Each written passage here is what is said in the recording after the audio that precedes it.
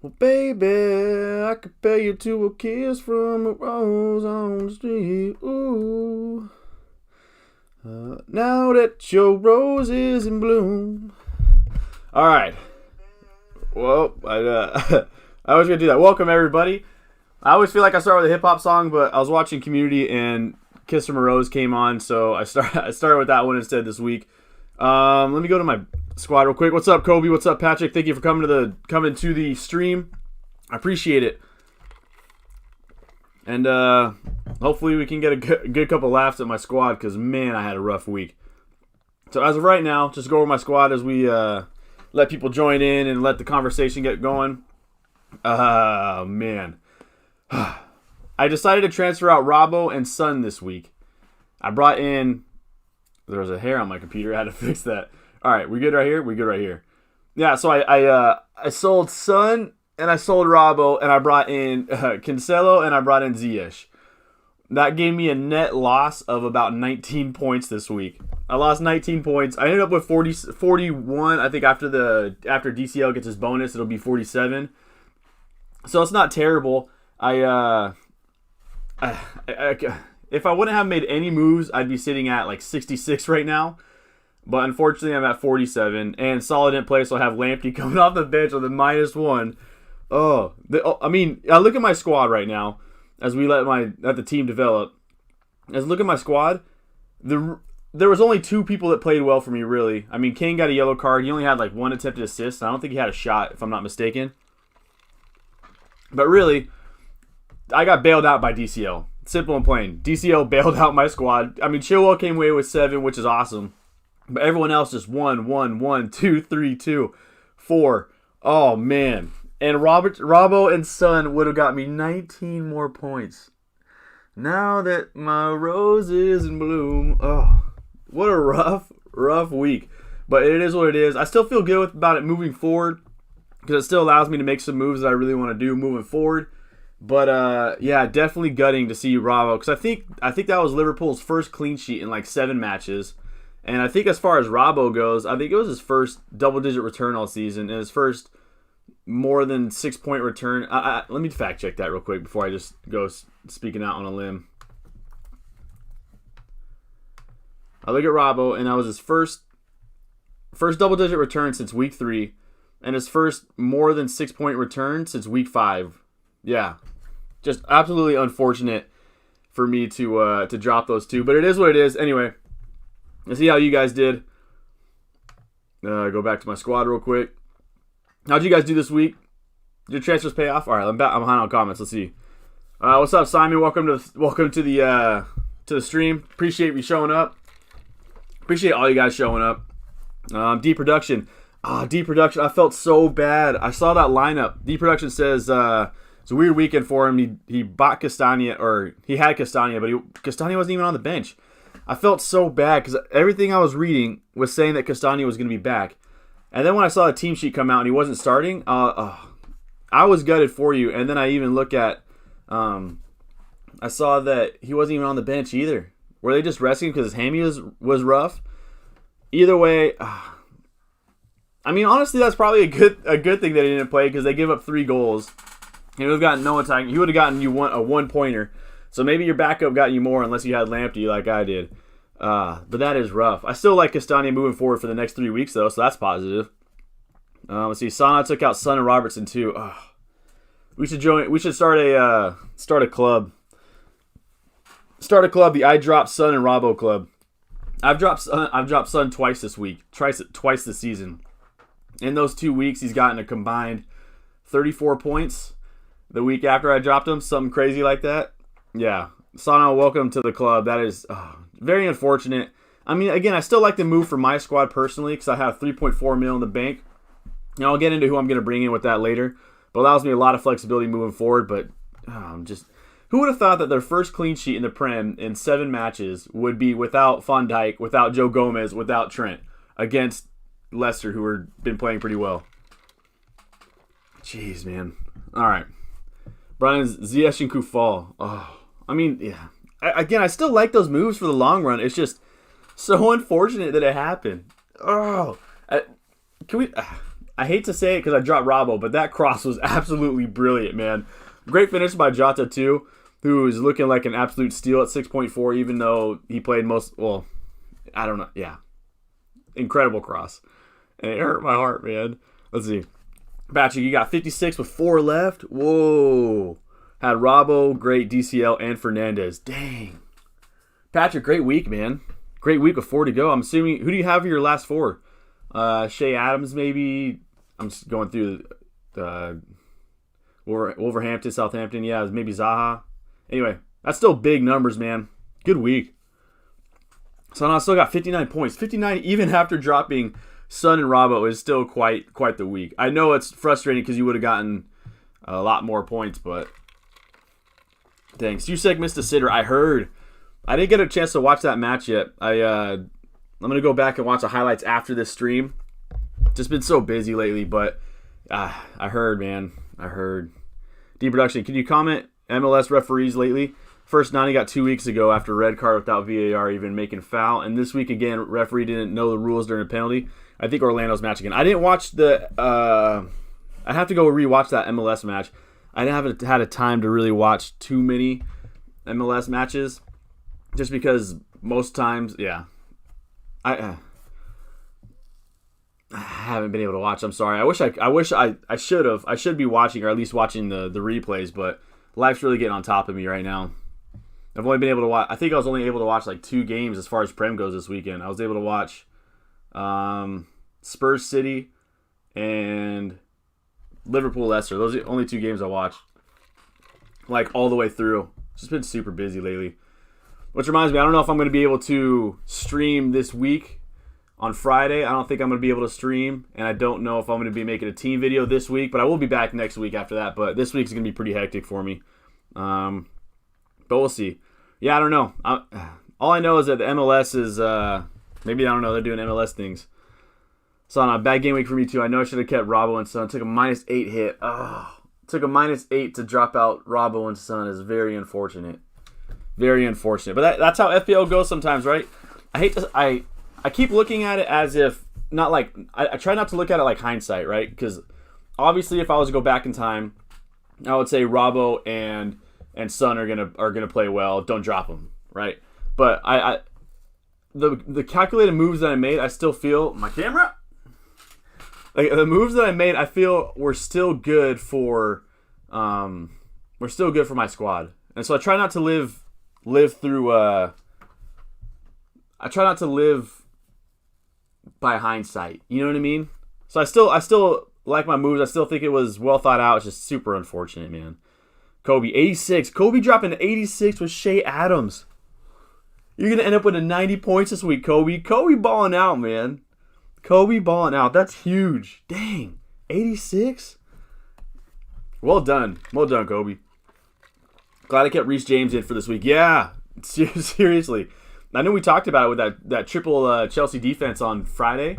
Friday, right? Yeah. And if you it paid off. It's a boomer bust thing, but Chelsea's defense looks good, and Reece James. Are there any Chelsea fans? Or I know we got some Chelsea fans in here. What's up with Reece James? It seems like he's really holding down that right back spot. Is Azpilicueta really gonna be taking games away from him now, or is it kind of Reece James is to lose at this moment with rotations here and there? But right now it seems like Reece James is the favorite. Daft, I took the unnecessary hits club. Yeah, welcome Daft to the unnecessary hits club. Daft was unfortunate too because Daft brought in Sebastian Haller 3 weeks ago? Was it 3 weeks ago? 2 weeks ago. Seems so long with the international break. Anyway, he brought in Sebastian Haller, and he just looked so frustrating for those 2 or 3 weeks, hoping that he could fill in for Antonio's shoes. And this week he decided to drop him. Unfortunate, man. Again, it was a good decision because Haller does not look good as far as FPL wise, but good for him for scoring, man. But yeah, unfortunate. Kobe, glad I listened to you and benched Ward and put on Son. I mean, yeah. So every now and then I get something right, but for the most part, yeah, it is what it is. But yeah, Son is one of those things that I think he only had 1 shot on target that game, right? If I'm not mistaken, because City had 80% possession, something wild like that. Son had 1 shot on target and 1 goal. But again, that's what Son does. He doesn't need 4 or 5 shots to get a goal in. This dude is goal conversion rate is crazy. You see, Son says, I know I have 5.5 in the bank. Whoa. But I need to bring in KDB. Are you going to keep Ziyech, or are you looking at bringing in Jota? I still like Ziyech moving forward. I know I brought him in this week and he came away with a blank. He just had like the clean sheet point.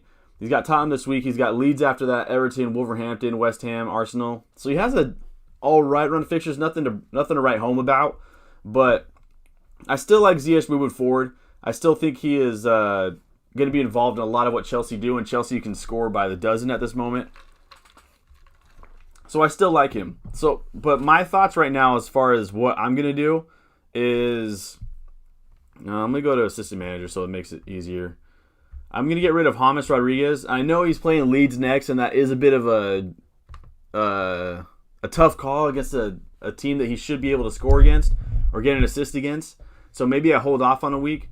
But if I drop James, I could bring in Bruno Fernandes, who I still think is incredibly undervalued as far as point money wise. He's 10.7. This is what I'm thinking about doing. I could do this, and my squad would now look like this with Tariq Lamptey being out a week.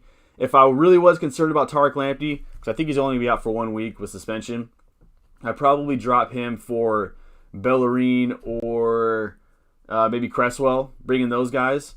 And so this is what my squad would look like. If I drop Ziyech, I think I'd be able to squeeze in De Bruyne. But that's the thing, right? So if I look at my squad right now, reset please. It did reset. I want to bring in Bruno, period. That was my whole plan with dropping Robbo, was I was either gonna bring in Bruno or bring in De Bruyne.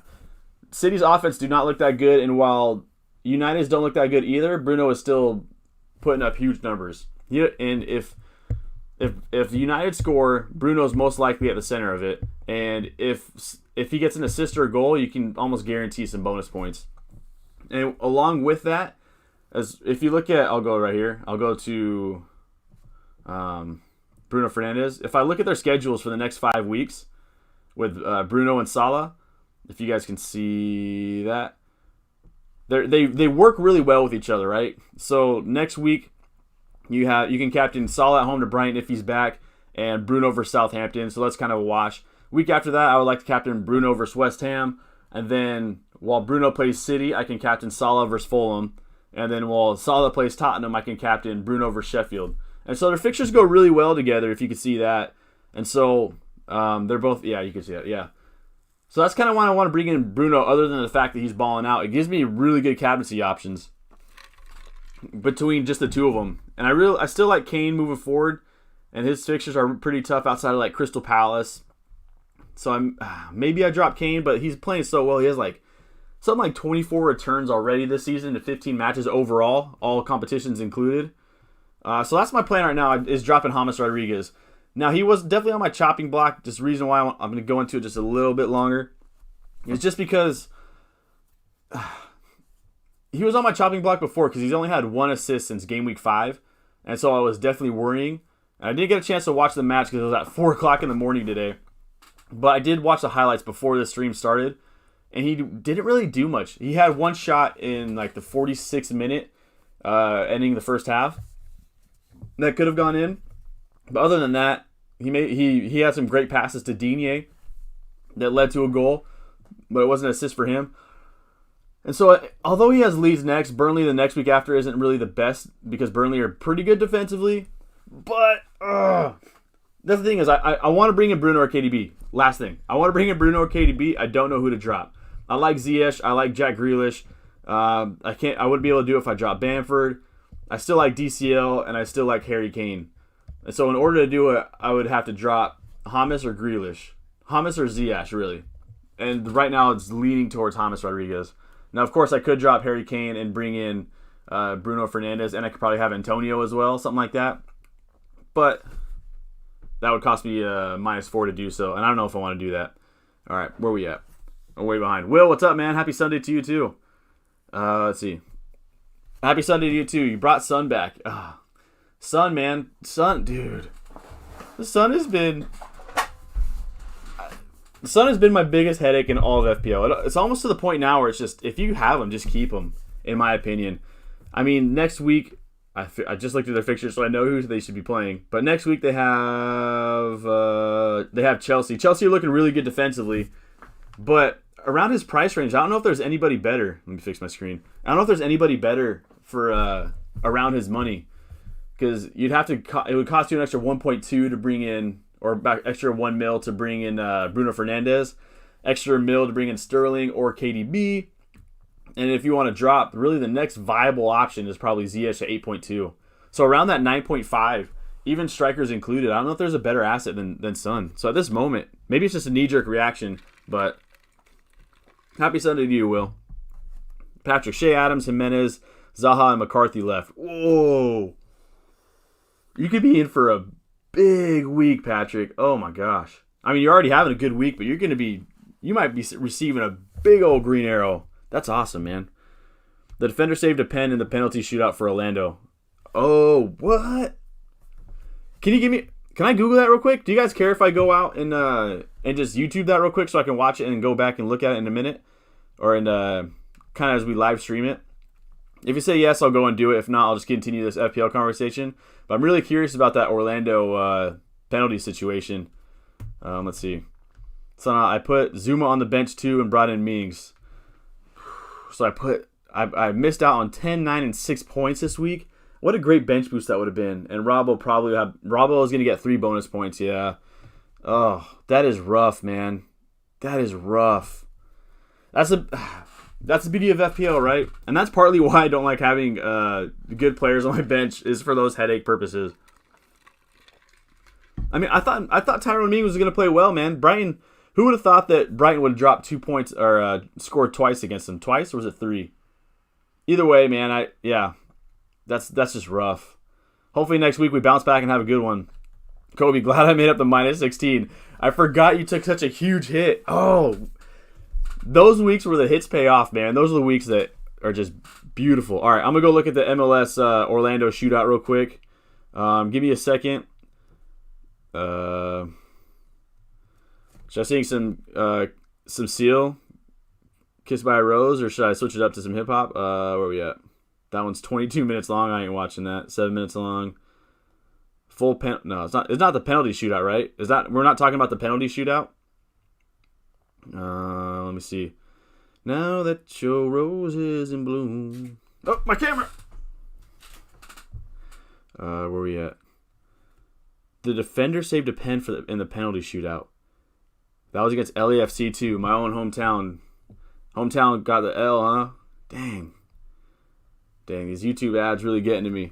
50-second long ad. All right. So as the ad goes on for my YouTube video, I'm trying to watch the Orlando City Equalizer. Again, this is my squad. If you have any suggestions on what I should do, please let me know. Again, right now I'm trying to bring in moving forward. All right, I got it up. As of right now, again, I'm trying to bring in either Bruno Fernandes. Those are my 2 options, and now it just comes down to, what?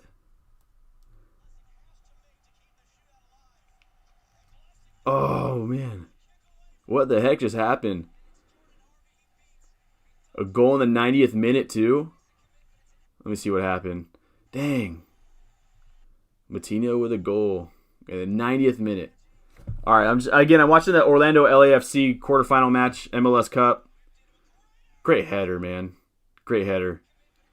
I don't know. How did the defender even become the keeper? I'm trying to watch it on the fly. Dang, should have scored that. Or should have saved that. Yeah, I'm just going to watch it later. I feel like I'm just getting away from the stream a little bit. But yeah, man, that's my squad. Where are we at? And turning it down. I wish I could show it on the screen as I do it, but I definitely don't want to get booted by YouTube. All right, let's see. Glad I'm in at 16. Vardy for Kane. I love Vardy for Kane shout. I love the Vardy for Kane shout. It's hard for me to give up. The only thing that's hard for me to give up Harry Kane when he is just. I think I saw a stat that he has more assists than like City has goals scored this season, something like that, something wild. Harry Kane is on an absolute another level this season. Obviously, everyone knows about it, so it's hard for me to give that up. But Vardy's next 3 are incredibly enticing. He has let me fact check it real quick, and they're 2 out of the 3 are definitely captainable. So he's got Fulham next week. Anybody playing Fulham is definitely a captaincy shout. Then the week after that, he has Sheffield United, who don't look that good defensively. And if I'm not mistaken, Jamie Vardy grew up a Blades fan too, right? And so he definitely want to score in that game. And then the week after that, he plays Brighton. So 2 out of those 3 matches are very captainable for Jamie Vardy. And so I'm a fan of trying to bring in Jamie Vardy into your squad. Again, just the biggest question is just dropping Harry Kane is going to be really tough. It'd be really tough for me. But again, if you're a fan of going fixtures, then absolutely bring in Jamie Vardy, because Harry Kane's got a few tough ones coming up in the road. All right. But yeah, that'd be my suggestion off the top of my head, is that I love Jamie Vardy for these next 3, and if you can find a way to bring him in, bring him in. I'm just nervous to drop Harry Kane right now. Hummus didn't look that great today. Seemed tired or something. That's what I'm hearing. I'm hearing he was doing a lot of walking. Seems fatigued a little bit. I know he's coming off an injury. I know he's playing a lot of football with the schedule they have right now, and him going to Colombia, with the long travels they have even in between that. And so I'm curious is he tired because he was on international duty and he had really long flight, a lot of traveling to do, or is it just him being out of form? Because again, he hasn't scored since game week 5, and I know he's been tired, or gotten a goal or an assist since game week 5. I know he's been tired. I know he's been injured. Is he going to come back next week and really click? Because he's a kind of player that can go off any given week. But I mean, if I strip the name James Rodriguez away and I look at his last few matches, he's averaging what, two points a match when he's healthy. Let me go look at his stats real quick. Reset. Hit that reset button. And again, his fixtures again are another reason why I don't want to drop him, just because he has he's got Leeds this week and Burnley the week after. Again, Burnley are better defensively, and Leeds are all right. I like Leeds a lot, man, on a side note. So he's averaging about 2 shots per game since game week 5, and he's still getting a decent amount of attempted assists in outside of the United match. But his last two matches that he's played, he's averaging 1 shot and 0.5 attempted assists per game. So I strip away the name James Rodriguez, and it makes me really not want to have him in my squad just because of what his numbers look like and what he looks like on the film. But man, it's just hard for me to do it. And if I'm learning anything this season, is less is more. Less is more. But again, Bruno Fernandes is a baller. So, hey Don, what's up, Henning? Welcome to the chat. Welcome to the stream. Thank you so much for showing up. I know I'm super behind on comments, but a lot of that was because I was trying to watch an MLS clip. Let's see. Brought in Cancelo for Zuma and KWP for Castagna. I like that move. I mean, Cancelo looks really good if he gets consistent minutes still moving forward. He's got Burnley, who can't score, Fulham, who can't score, United, and then he has West Brom, who can't score, Southampton, who are good, but he's got Newcastle, can't score. So out of these next 1, 2, 3, 4, 5, 6, he has 4 high percentages at clean sheets. So I like that move for Cancelo, and he had like 4 attempted assists last week. This dude is getting so high up the pitch. Of course, it's playing time that worries me, but yeah, he's a baller. And then KWP for Castagna. I still like Castagna for the next 3 matches personally, Kobe, but I can't argue at saving some cash and moving it somewhere else, especially into defense. Especially if you already have a couple big hitters in defense. Let's see. The sun is starting to rise. Oh, is the sun ever set? I mean, I know I talked about it last 2 streams that Sun almost seems like he's lost his form for the past 3 or so game weeks, and just a headache, man. This Sun guy is giving me an absolute headache. I love him as a player. That's the worst part, is when I see him score, I'm super happy for him, but my heart aches a little bit. Yeah, Dan Clark. Kane is a great player, involved in most things, but KDB and Fernandes more likely to score FPL points. Yeah, I agree. The only thing that worries me about KDB is just the fact that City aren't clicking yet. Is it early season struggles, or is it they just can't figure things out? You know what I mean? Because it's been 9 game weeks now, and they're just not scoring. City aren't. They're possessing the ball a lot. They're doing a lot of great things, but they just can't put the final touches in. And so until they start doing that, I don't know if I want to spend 11.5 mil on KDB or 11.6, because also KDB going up in price was ridiculous yesterday, which was, yeah, it ruined my plans a little bit because now I don't have enough cash to do the move I wanted to do. But I think so too. I think I really want KDB in my squad. I want him in my squad ASAP, but the only thing is if I could save a mil by bringing in Bruno, I think that Bruno is going to be a 200-point FPL point scorer this season, and that million can go a long way. So that's why I'm leaning towards bringing in Bruno over KDB, and it's tough. I'm thinking bringing in Jota for Hamas for game week 11. Yeah, dude, if Diogo Jota gets consistent playing time, and at this moment, I don't know how you keep him off the pitch. I mean, he's scoring. What is that? 4 game weeks in a row he scored. Let me fact check that right quick. Let's see. But yeah, I don't know how you keep him off the pitch if you're Jurgen Klopp. Period. Firmino scored today, so I don't know how you do it. You don't. I can't see a world where you bench Salah or you bench Mane. And last time they tried to do the Firmino and like the 4-2-4, the FIFA formation. Last time they tried that, they didn't look as good as a team. Of course, it's their first time, so it's hard to do anything perfectly your first time. So maybe I'll give him a benefit of the doubt on that one. But let's go into history. Yeah, he scored 3 in his last 4 games. He has a hat trick in the Champions League, and he scored 4 goals this season for Liverpool. So I mean, it's hard to argue that. It's hard to keep him off the pitch, man. So I still think he's a good buy. He's only 6.4 mils, whatever he is. I'm not against bringing him in at all, especially because he's so cheap. If he doesn't play, doesn't score, then he costs you 6.4. It is what it is. Let's see. Dan Clark, Abraham shout out was bang on. Yeah, I don't know. I feel like I don't want to sometimes I get lucky. I did feel like Abraham was going to score in that game. For some reason, I got if I was on a wild card, I think I would have had Abraham, or not a wild card. If I was on a free hit, I would have had Abraham in my squad. But yeah, when he scored that, I was just. Also, Werner looks good, dude. Werner needs to put away a couple more chances here and there, but yeah, he was in great positions. All right, future players you're thinking about bringing in. On the top of my watch list is Jamie Vardy, Castagna. I still have Cresswell on my watch list. I know that I don't want to bring in a defender at this moment, but if Tarek Lamptey for some reason is suspended longer for some reason, or if I just want to switch him out, I can get rid of Lamptey for Cresswell. It only cost me like 0.3, 0.4 my camera. But my camera. Top of my watch list off the top of my head is Jamie Vardy, Bruno Fernandes. Let me rate your saying joke, because Bruno Fernandes is number 1. Jamie Vardy, Antonio, Cresswell, and I think those are not the biggest names on my watch list. Those 4. There's some other players too, but those are ones that I'm really trying to find a way to bring into my squad. Let me just go to the FDR real quick. I don't have anyone for Arsenal I want to bring in. Arsenal has scored 1 goal in their last 5 Premier League matches. That is absurd. Let me see.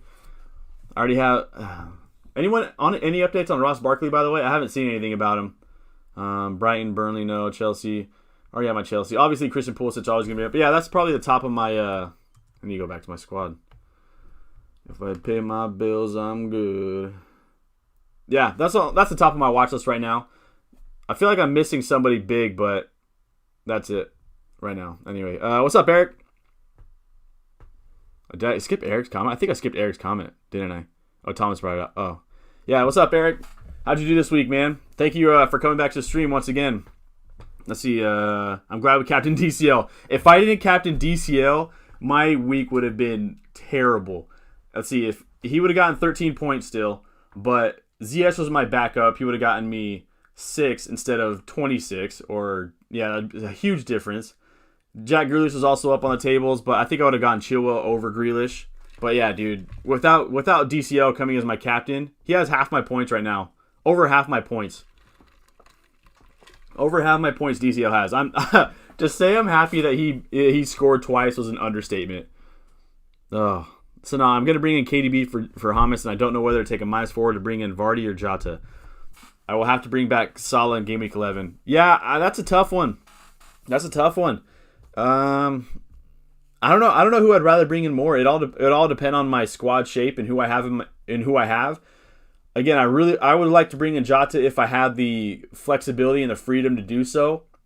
But as of right now, it's not feasible in my squad. I mean, I could have him as my 5th sub, I guess. I can have him as my first sub, or I can have Bamford as my first sub. But I'd rather have Bruno Fernandes in for me personally. I still like Jamie Vardy. Again, I still like Jamie Vardy over most players going into this next 3 weeks. Let's see. But yeah, that's a tough one, Sanaa. That'd be something that I would need a couple days to think on for sure. Definitely wouldn't knee-jerk it yet. Eric, does it make sense to now hold on to Kane and Son? Yeah, I think it does. I think if you have Son at this moment, you still keep him. I was super interested to see how they played top tier squads, and he did it. It was almost what I was expecting from Jose, is that he would not necessarily park the bus, but he would let the other team kind of pass the ball around and get a huge amount of possession, and then he would break out and go, right? And a little bit of a counterattacking football, some set pieces here and there. But if that's the case, Son is the one to hold, right? Because Son's going to be the one that's always going to be getting out into transition. But Kane obviously looks good no matter what. I think if you have Son at this moment, you keep him. Because if he scores, he's getting bonus points, as we saw last week. I think I saw a comment that somebody asked Jose that was he worried about City having 80% possession, and he said they might have had 80% possession, but we got 3 points. So, and that's just the most Jose comment I could think of. But yeah, as of right now, I know it might be a bit of a knee-jerk thing, but I would hold on. I mean, it's hard to get rid of them. They've been so electric for 9 game weeks now. And we always preach form over fixture. And they keep doing it. And I know I said that Son didn't look good for these past few game weeks, but he scored in 2 of the last 4, if I'm not mistaken. And he only needs 1 or 2 shots to get a goal. So I'm biting my words. I'm swallowing my pride a little bit. But yeah, I think so. I don't ever consider dropping Mo Salah, even when he has hard fixtures. So why would I drop Harry Kane when he's balling out too, in my opinion? Let's see. Also, again, thank you everyone for showing up to the stream. Let's see. Aston Villa is going to plummet back where they belong, bottom half of the table. They might. I mean, it's funny because they'll have like 2 game weeks in a row where they just do not look good, and then out of nowhere, Jack Grealish and Ollie Watkins drop double-digit hauls. And so you're thinking, is that my internet lagging or is that my phone lagging? I hope it's my phone lagging. Anyway, yeah, it just. They're a bit of a fickle team, because 1 week you're saying get rid of all Villa players, and then 2 weeks later it's like we got to triple up again because they're so cheap. So they might drop back to life, back to reality. But it's hard for me even now to get rid of Villa players when. Let me make sure it's not my my Wi-Fi in here. It might be my Wi-Fi. Is my Wi-Fi being a little slow right now? Let me know. If so, I'll have my roommate fix it. No, but yeah, they could. But with their fixtures coming up, it's still hard for me to go anywhere else. Let's see. Tempted to punt early on in Abraham, as feel Werner might stay left side. I would definitely be careful of Pulisic returning, because if Pulisic comes back, then Pulisic is going to be on the left side most likely, and Werner will be high. But Tammy Abraham is more. He's more than proved that he can play on a top tier squad in the Prem, in my opinion. And so he's almost not as much as Jota, but. You got to find time for Tammy Abraham, or get him on loan where he can really help out a team. You know what I mean? But again, I would wait to see what Pulisic's news is before I would bring in Tammy Abraham. Because if Pulisic is back, I don't see Tammy Abraham getting too much time. Alex, late. Hey, always welcome, man. Let's see. Let's see. I don't want Hamas now, or Hamas or Reece James. Hamas or Reece James, Alex. Let's see. Because Reece James I would like, but Hamas right now is he's the one that's going for me this week. I might pull the trigger today. In fact, I might do it right now. Let me see. Because I know we shouldn't worry about prices. And I know that there's Champions League matches this week, and so injuries are definitely a possibility. But Bruno's going up in price tonight. Should I do it live stream? Should I live stream transfer Bruno into my squad for James Rodriguez? Please talk me out of it. Or into it, whatever. Will. Oh, good one. Does the sun ever set? The sun never sets, man. The sun never sets. We're Alaska. The Tottenham Hotspurs are Alaska right now, man, or Russia. The sun might set, but that's only for 1 hour out of the day. Why did you put Salah? Sorry, I'm late. I put Salah in because I really like. No worries about being late, MK. Just glad you showed up. I put Salah in because, ironically, I like to have players come in off my bench and get me late points. It's almost like a last-minute hurrah after the game week's over. But the ironic thing is it's quite the opposite. As my boy Lamptey got a red card. So, ironically, it shot me in the foot a little bit. But on the side note, if anyone asks me what my points is, I have 1 more points, or I could show them that I have 47 and not 46. So positives, right, baby? Gotta stay positive. But yeah, that's why I did it. I just like to have players come in off the bench and give me that last hurrah. Don't get KDB, I regret it. KDB, again, I know Alex is a little late. I know I talked about it earlier, but KDB is one that I love the players so much, but City's offense just are struggling. I don't know when they'll figure it out. They could figure it out. I mean, we've seen them season after season how electric they and how dynamic they can be, and so they can turn it on at any given moment. But it's hard for me to take a punt. But you look at that schedule, man, and surely they got to figure it out in that time schedule. Or that run of fixtures. Not this week, but the week after they have Fulham at home. And you're thinking KDB is an incredible captaincy option that week. But yeah, it's tough to hold some City players right now. Oh man, I want KDB in my squad. Kobe with the 86, MK with a 71. Some big numbers here, man. Congrats to everyone who had a great week. If you didn't have a great week like me, then let's party, man. Ugh. Plug into my laptop, sorry. Let's see, where are we at? I don't have confidence in City. All right, let me catch up. Oh, I'm way behind. All right, I'm gonna breeze through some comments real quick so I can catch up.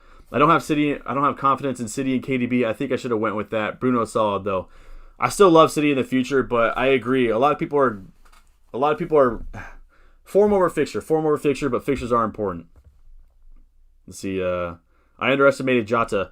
I think I even heard a comment today that Jurgen Klopp said that he knew that Jota was good, but he had no idea he would be this good, this fast at Liverpool. I mean, he is absolutely. Sometimes a player goes into a squad and they fit perfectly into that system. I think Jota is that guy, personally. Let's see. Not feeling good about FPL at the moment. Before I started the stream, I thought the same thing. My camera. I sound like a parrot. My camera. I felt the same thing about FPL before I started the stream, and you guys are already cheering me up, so I appreciate that from everybody. Okay, I feel sad for anyone that put Grealish as a captain. Oh, just rough, man. I feel like when it rains, it pours with Jack Grealish. Cause every time I feel like he blinks, he comes away with a yellow card. Like against Leeds, he was struggling, and so he came up with like a cheap yellow card. Came away with 1 point. 1 point again this week. Oh man, yeah, I feel bad for anyone to captain Jack Grealish, but I mean, a lot of players were. There was just no standout captaincy option this week, so I love the punt going for Jack, and he's balling out this season. Let's see, I consider Abraham, but worried that I'd end up having to get him out sooner than I'd like. Yeah, I think that's the case with Pulisic returning. I just think that, I mean, as good as Tammy Abraham has looked in his minutes that he's been given, it's just hard for me to bring him in if Pulisic is healthy, and I just don't see him getting too much time. Swooping wrong side is swooping Tyrone Mings to Werner to Dallas to Vardy worth a -4 with a good plan. Mings, so you're going Mings and Werner to Dallas and Vardy. Okay, sorry. For a -4 good plan. I wouldn't get rid. Oh, I hate to say it, but this is going to be one that, because they both look really good to me, it's going to be one that I feel like it's going to have to come down to what you think. In my opinion, I know that sounds lame, and it is lame, but I feel like when it comes down to two really good options, it's hard for me to decide off the top of my head and without seeing your squad. Because I like Tyrone Mings, and I still think Tyrone Mings with because he's got West Ham up next, Newcastle, Wolverhampton, Burnley. I still like Tyrone Mings over those matches. I still see a few clean sheets over the horizon with that, so I would like to keep Tyrone Mings. And Werner was this close to coming away with like 15, 16 points. I mean, he had that one-on-one where he tried passing it to Ziyech, and the defender caught up, and that could have been easily a goal or an assist on that one. He obviously had an assist where he looked like Dash from Incredibles and split 2 defenders off the dribble. He had another one. I need to remember which week it is. But yeah, Werner looked really good this week. I know he missed a couple chances, but he was super close to having a double-digit haul. And his fixtures aren't that good running forward. But like I said earlier, I love Jamie Vardy. I love Jamie Vardy for these next 3. And as far as Dallas, I know Dallas played as like a center mid today, and he was getting into some phenomenal positions. But for me personally, I don't see myself having Dallas or Ailing into my squad, because they get into phenomenal positions week in and week out, but they just don't convert that to FPL points. Now, of course, it's a matter of when it happens, because they both had some great looks today, shots in the box wise. And so it is a matter of time before they get some FPL points. But I think Mings and Werner are the way to go in my opinion. But again, it's going to have to come down to what you believe. And I think, anyway, I know it's a cop-out answer, but is Abraham nailed because I want him as a replacement for White? Because I just talked about that a little second ago. Alex says he thinks Abraham is nailed, but he's not sure for how long term. Again, it's all for me. It all comes down to Pulisic. My name says on 70 so far with Shea Adams and Walker Peters to play. You could be on for an 80-point week this week. That'd be a huge green arrow. That is awesome, man. That is awesome. Congratulations on a great week. Is Antonio back this week? It sounds like he's probably going to be back this week from what I've been reading, but West Ham are definitely keeping this very close to the chest, close to the vest. What's the phrase? They're keeping it close. I don't think they're going to leak out any information until press conferences on Thursday, Friday, whenever it is, if I had to guess. And so it's going to have to be a wait and see for me with Antonio. But from what I was hearing, he's coming back into practice and stuff. But again, they're going to keep it close to the squad. Do I take another -8 hit? James to KDB, DCL to Vardy, and ZS to Jota. So it'll be KDB, Jota, Grealish, Fernandez, Kane, Vardy, and Bamford with 0.9 in the bank. It would be hard for me to take a -4 to bring out Ziyech, and it would be hard for me to take another -4 to bring out DCL. I know Vardy has a great fixture this week, and I'd probably captain him if I had him this week. But DCL has blanked one time this whole season. One time. And it was against Southampton. That was without Richarlison, without Digne, and without James Rodriguez. So one blank in 9 game weeks. I'm not getting rid of DCL anytime soon. This dude has a nose for the goal. And he still has 2 good fixtures still coming up with Leeds next and Burnley after that. I think Leeds have the most expected goals against in the Prem right now. So it'd be hard for me to take a -4 to bring him out, even if it is for Jamie Vardy. As far as Ziyech to Jota, my concern with dropping Ziyech and bringing in Jota is if Salah is back this weekend, because I heard Salah tested negative this morning.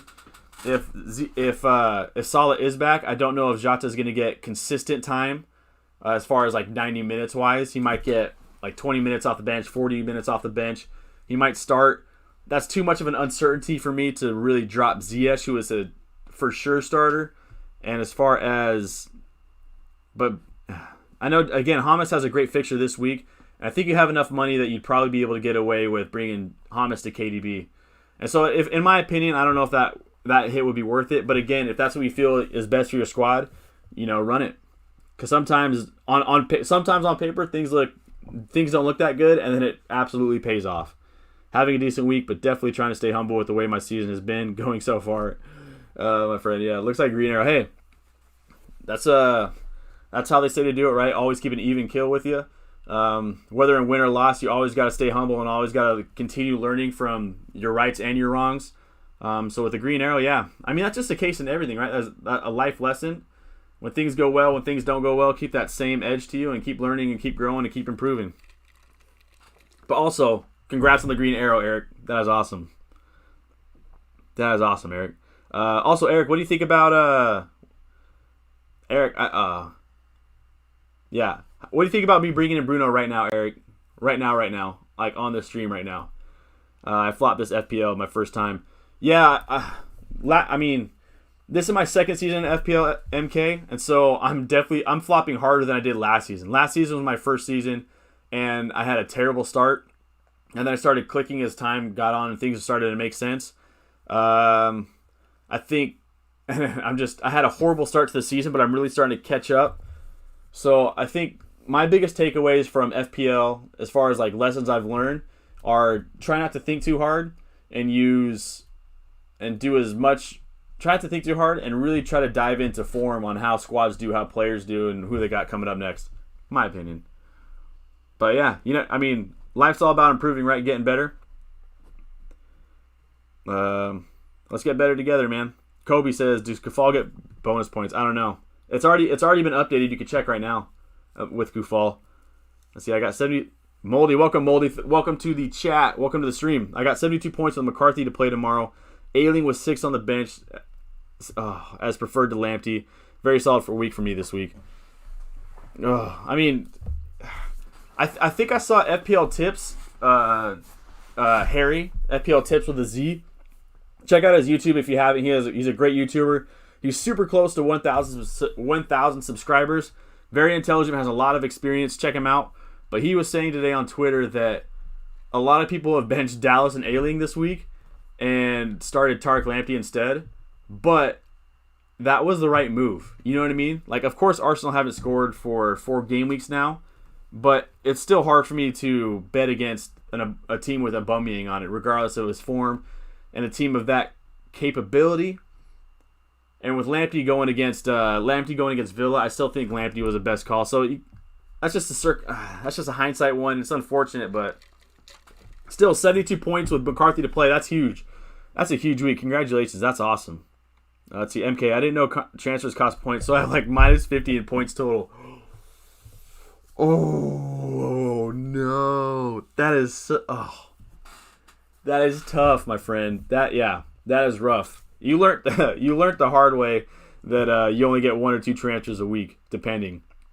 But hey, that's a beautiful thing, man. Moving on and learning from it. But that is rough. How many transfers have you made then? You essentially played like 3. Oh, that's rough. Eric Castillo, I appreciate the Sun advice and we'll hold for now. Yeah, I mean, I won't be streaming this Friday, and I don't know if I'll have a team review out, any videos coming out this week, because life's just stacking up on me. But so I would like to say I'd come back with more Sun after the weekend when I do some more research and watch some more film, and so it's I come back with more than just a knee-jerk reaction. But hopefully it helps. My camera. Hopefully it helps. All right, I really got to blaze through these. Just blaze. Where are we at? I'm so far behind. I also brought in Jesus for the next 4 to 5 weeks. I love bringing in Gabriel Jesus. He has better fixtures. He's an incredible differential at this moment. What is his differential right now? What is percentage? 1% selection right now. The worry right now is I don't know if Aguero will be back this week. I haven't heard anything, so I'm not entirely sure if he'll start consistently. But if he starts, man, he's a great option, period. And he'd be a huge differential for you. Let's see. Yeah, I mean, again, run it, man. Run it. Seems okay. Let's see. Moldy. Solid out for Bruno was a massive bonus. I guess if we'll be cheaper to bring him back in with his price dropping so much. Yeah, he's already dropped. I didn't think he was going to drop. I mean, every time like a superstar gets hurt or something, like we saw like KDB last year, they're always looking at like a negative 100% on like FPL statistics. And you're like, oh, today they're going to drop. And they never do. And so I was thinking that was going to happen with Salah as well, but he's already dropped 0.2 mil. I don't know if he'll drop again. I'd have to double check that right now, but that was a huge call. Bringing in Bruno was huge. I thought about bringing in Bruno for a -4 on Friday night. Rihanna was going, and I overcame the powers of Rihanna this weekend and didn't bring in Bruno Fernandes, and I should have listened to her. Always listen to Rihanna.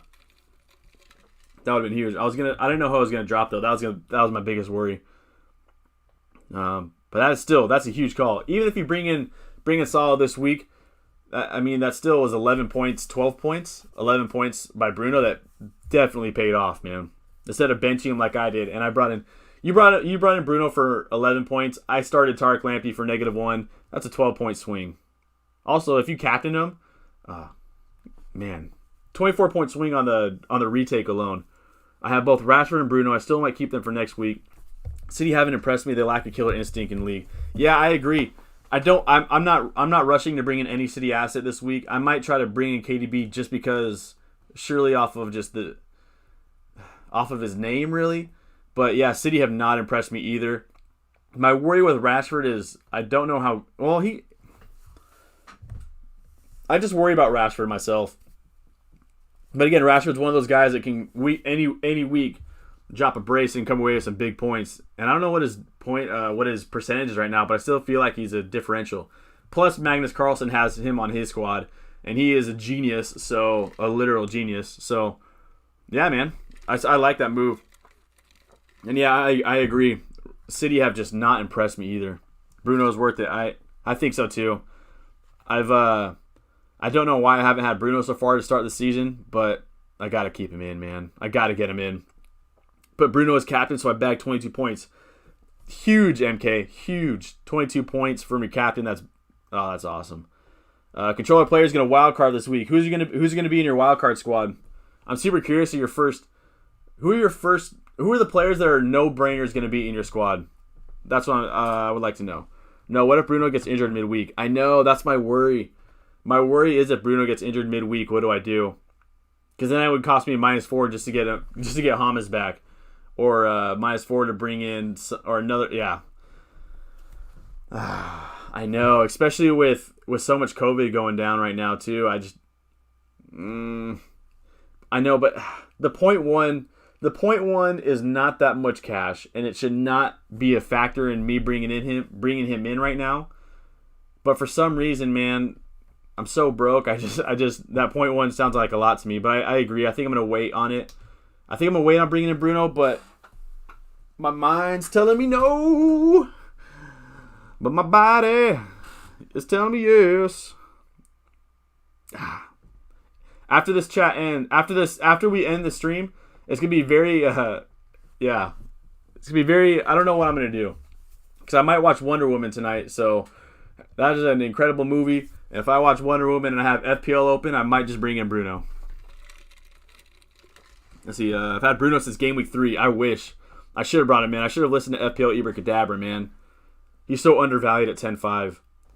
The only thing that stopped me from bringing in Bruno is the fact that United haven't looked good as a squad, but he still finds ways to get it done. Bruno is, yeah. I'm on the Bruno hype train now, man, which means James Rodriguez is going to drop a double-digit performance. Get Bruno now only if price rise means it scuppers your plans. Yeah, it won't. So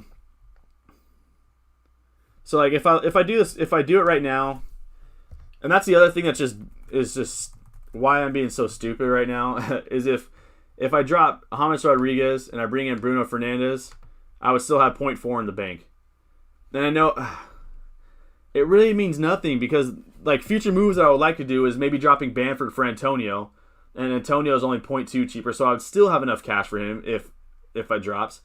If I want to bring in the only one that would make sense is if I want to drop Lamptey and bring in Bellerin, but I don't want to have 3 5 million pound defenders. And so really it makes no sense bringing in Bruno Fernandes other than the fact that for lack of better terms, I do things without thinking. So yeah, I should not do it. Now let me see where we at. I should wait. Especially because, yeah, I should just wait. I would only make, since Game Week 3, buy Salah will, let's see. Hold Bruno, hold Bamford. Yeah, I'm not getting rid of Bamford. I know he has a tough couple of matches coming forward. I think next week he has Everton, but Everton don't look good defensively. Then he has Chelsea, so I don't expect much in that game. West Ham. But after that, man, he has a good run of fixtures. And they just create so many opportunities, period. And he's getting a lot of chances, so I'm not going to get rid of him. And I know I said it before, but I'm really going to focus on speeding up on chats right now. Where we at? This is the wild card. Adrian, Azpilicueta, Alonso, Walker, Jota, Pogba, Matic, Noble, Aguero. Good. So you got some penalty takers in there. The only thing that you're missing is Joe Linton. I'd probably swap out Aguero for Joe Linton personally. But that's a good squad controller player. Let's see, how many points do you on? I'm on 54 with 2 to play. I'm on 46 after Lamptey comes in with 1 to play. 46 with 1 to play, which is gutting because I dropped Robbo and Son this week, and I would have been at 65 with 1 to play instead of 47. So yeah, pretty rough week for me. So I'm gonna be eating a lot of ice cream tonight. Let's see, 54 with 2 to play is a huge number. Who do you have left to play? On a side note, who's left? Let's see. Did you hear Salah tested negative? Fix my screen for y'all. Did I hear Salah tested negative for COVID today? I did. Yeah, huge. I would love for him to be healthy and fit for Brighton. Yeah, huge news that he tested negative. I'm also glad that he's still healthy with all that's going down. But yeah, I hope he's healthy and fit for Brighton too. I mean, he can any week he can drop a double-digit haul for us.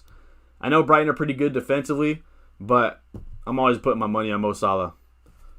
I don't even know who I'm going to captain this week. Let me look at my squad real quick for the upcoming week. Top of my head, I don't know who I captain. If I bring in Bruno Fernandes like I want to, maybe I captain him for Southampton. But this is the top of my head without doing much research on who to captain yet. Salah, maybe. I don't want to bring back Salah after he's just getting over COVID. I don't want to captain Grealish. Don't want to captain ZS versus Tottenham. Maybe Kane. Maybe Big Daddy Kane I captain. I'm in for another tough captaincy choice this week. All right. Should I sell or keep Ollie Watkins? And so for who? I still like Ollie Watkins moving forward. I still think he is a good player. I would like to hear what's the update on the Ross Barkley injury. But he still has a good run of fixtures for the next 5, 6, 7 matches. So I would keep Ollie Watkins. If you were really pressed on bringing him out, I mean, you could go for Antonio if he's healthy or Shea Adams. Those would be the two that I would replace him with, unless you had enough money to really jump up. Or you could, unless you wanted to like swap and bring in Diogo Jota. But for me, I would keep Ollie Watkins personally. Yeah, I agree with Moldy. He says the next thing he says is all these lower strikers are going to blank some weeks. Just have to accept that. They could easily haul the next week. Yeah, that's the thing with all these six. I agree completely, Moldy. I think with all these £6 million strikers, they've been so efficient to start the season, all of them. But you got to remember they're still £6 million strikers for a reason, right? They're no Harry Kanes or no Sergio Agueros when healthy, right? And so you got to accept that some weeks are going to miss some really good chances. They're going to come away with some blanks. But my camera is always going to go off. But there are going to be weeks where they score. And when Bamford scores, he's probably going to get bonus points. If Ollie Watkins scores, he's probably going to get bonus points. And so I would keep personally. You just have to be patient with him. Like look at Jack Grealish, for example. Jack Grealish, 24 points, and he blanks 2 weeks in a row. Then he drops double digit, then he blanks 2 weeks in a row. And if we see a pattern here, maybe he scores double digits this week and becomes my captain. Bamford as well. Look at Bamford. Bamford has 7 goals this season. If you look, he blanked 2 weeks in a row versus City and Wolverhampton. Then double digit haul. He 2-7 and 2 pointers from Leicester, Crystal Palace, and Arsenal. So it's going to be a patient. You got to be patient with these cheap strikers. Sell Son or Kane. If I had to choose, personally, I would like to see the rest of your squad if I had to comment on that, Ali. But if I had to choose, I'd probably say sell Harry Kane and bring in Jamie Vardy if I had to off the top of my head. But it's hard because for me personally, I'd probably hold on to both. I know this is knee-jerk reaction. I would like to do some more research on it. But Harry Kane is still involved in everything that Tottenham do. He didn't have many shots or attempted assists this weekend, but he still found a way to get an assist and a yellow card. Son is one that, if they really do sit back, if Tottenham's strategy is to really sit back, let the other team possess, but really not be able to go up the pitch, but possess in a very friendly area, and they get on the counter, then Son is definitely going to have some games where he scores. And if he scores in these big matches, he's probably going to come away with bonus. So at the moment, I'd probably keep form over fixture, right? But again, my mind might change as the week progresses, so I'm not entirely sure. I might sell Ziyech. I mean, you could if you wanted to. Again, this is all for you. You know what I mean? Yeah. I mean, if you feel getting rid of Ziyech is the way to go, then do it. You know what I mean? But for me, I like Ziyech still moving forward. That dude has the left foot like Alicia Keys playing the piano. Absolutely beautiful. Let's see. Controller player says, I sold Bruno for Pogba this week because Pogba is better than Fernandes in FIFA 19. Pogba is phenomenal in FIFA. A phenomenal player to have in FIFA. Let's see. Did you watch the Chelsea game? Ziyech played very well. Was very involved. Yeah, that's my thing. Ziyech had a pass to Werner that Werner scored, but he was offside, just a little late on the pass. Ziyech still had a chance if Werner... I got to give credit to the defender there for really catching up. But still, Ziyech is still the guy to go. I mean, if we look at... I'm going to bring him up real quick. I know, again, every time I go to this website, I know it's a bit shaky, but because it's hard to see, it's not really pleasing on the eyes.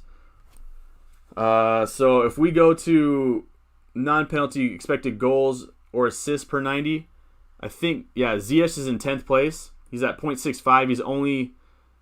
He's ahead of Mo Salah. He's ahead of James Rodriguez. He's ahead of Jamie Vardy.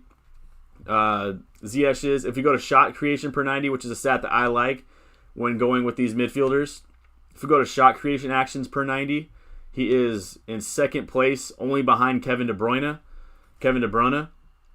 And more than Mo Salah, more than Sadio Mane, more than Jack Grealish, Bruno Fernandes. And so, let me bring up his heat map too. Do a little bit of research on Ziyech real quick. He played yesterday, right?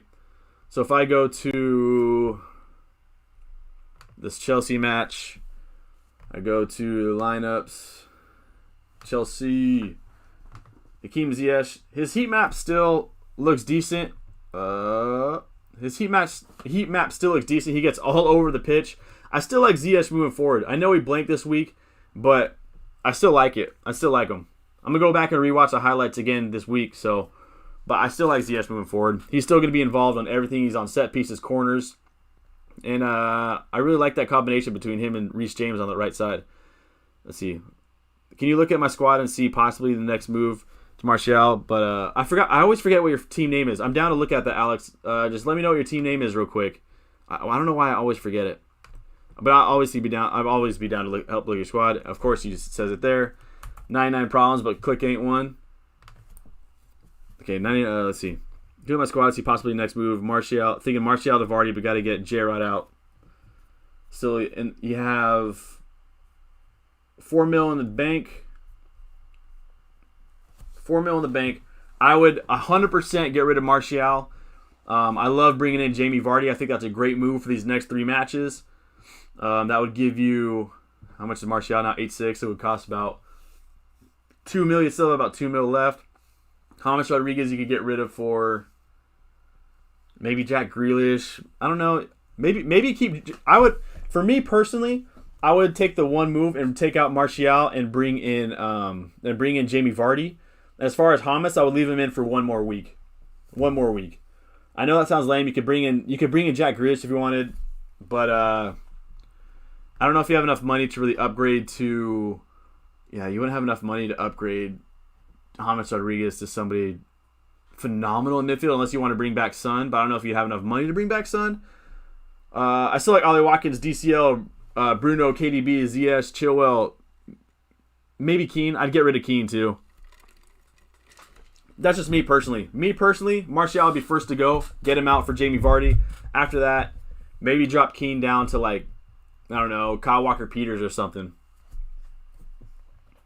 That would be my suggestion.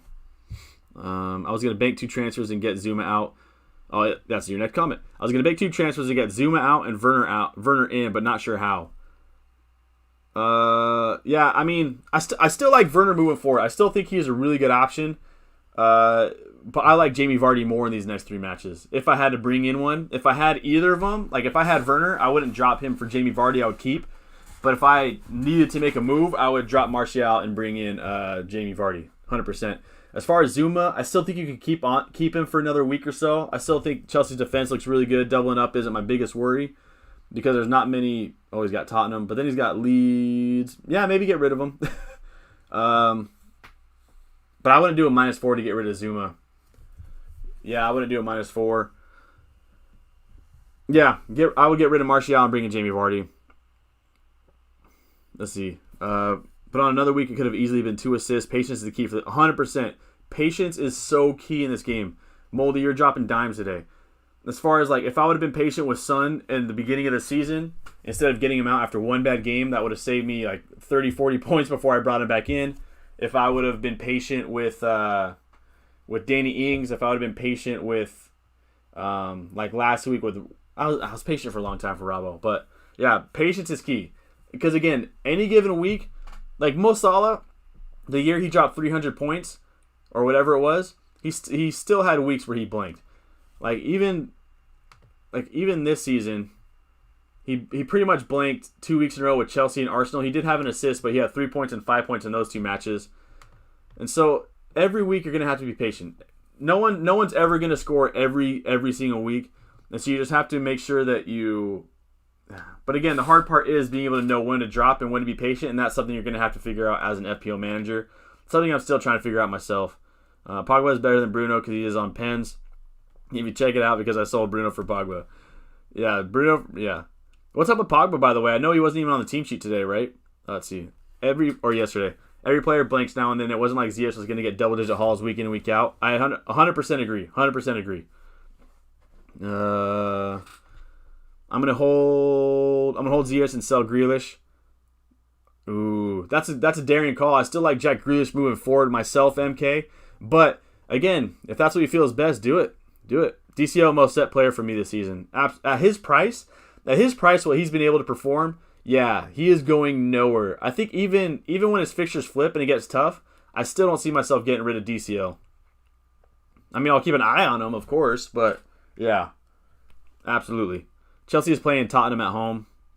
Yeah, I talked about that in a second. It might be in all season. He could be in all season. But again, we said the same thing with Aubameyang. So you always got to keep an eye out for players. I agree with Moldy there. I would hold on to Jack Grealish and Ziyech both. But that's me. Or he said he would swap Grealish with Son. Yeah, daring call. Daring call. All right. I'm really going to focus on catching up on comments now. All right. I still want to get to everybody's comments. That's the biggest thing, though. Let's see. Because I am so far behind. I'm going to swap. Yeah, said that. Read that. I'm holding on to Chilwell. I love holding on to Chilwell. Dude's balling out. He's going nowhere on my squad either. Should I hold Zuma? Oh, that was the question to him. Villa have much better fixture than Spurs.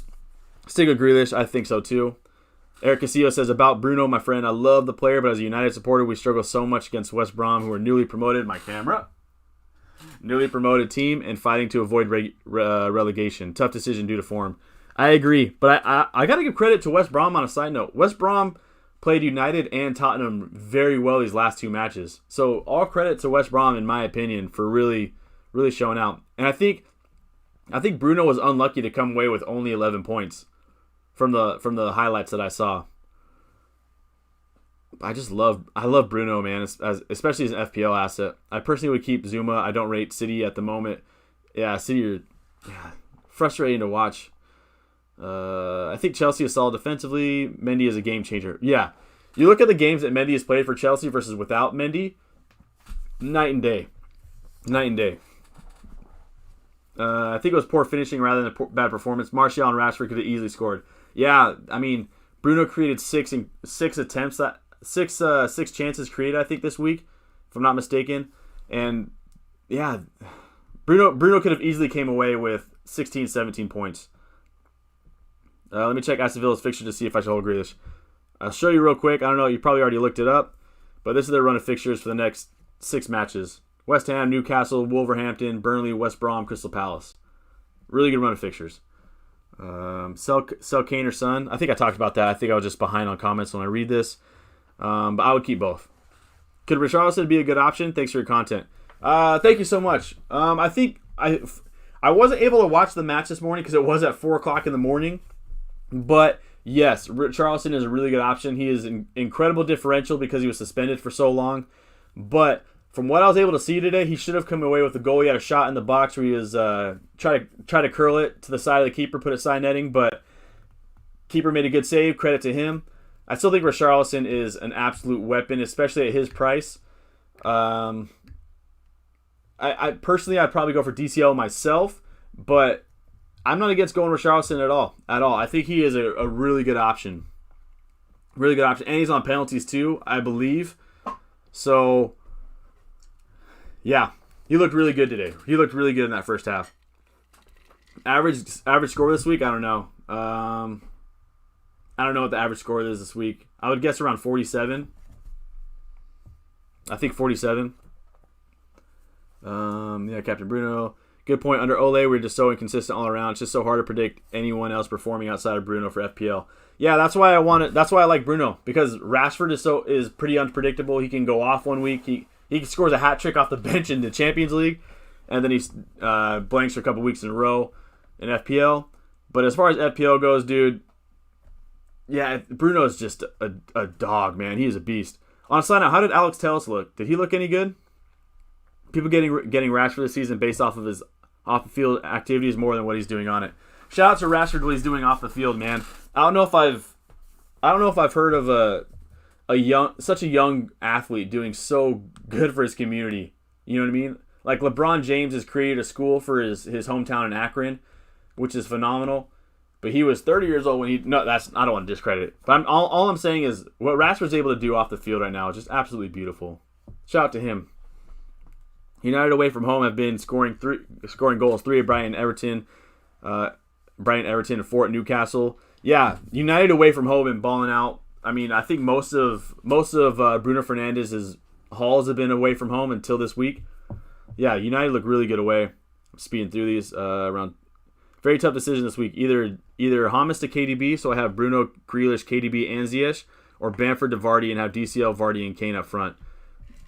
Yeah, that is an incredibly tough decision. Oh, I don't know where I would go either with that one, but I probably, off the top of my head, I think I'd bring in Vardy. But yeah, that is an incredibly tough decision. I should have really researched that before I comment any further.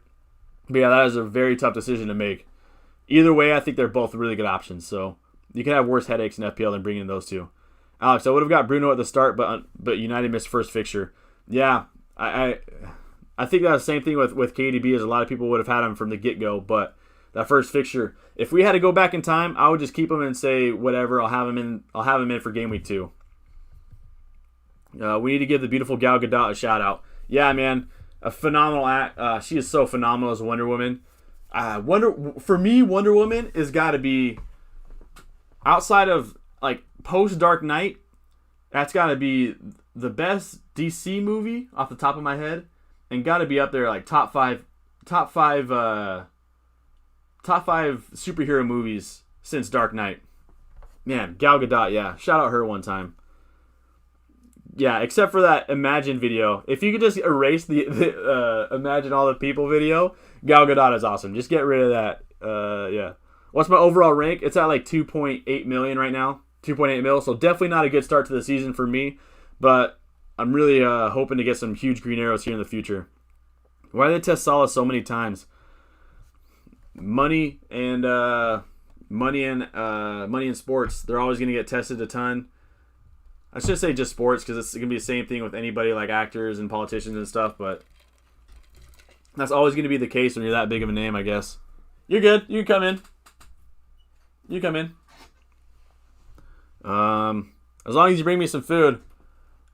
Let's see. I've been watching an HBO series with Nicole Kidman this weekend. My girlfriend not happy. I've been, oh, that's hilarious. Nicole's so fun. She's 53. Oh my gosh. What's the HBO series, by the way? I just got HBO myself, and I'm finishing up The Wire. I'm finishing Jordan documentary and The Good Place. So I'm running out of 3 shows, and I got to find a new show to watch.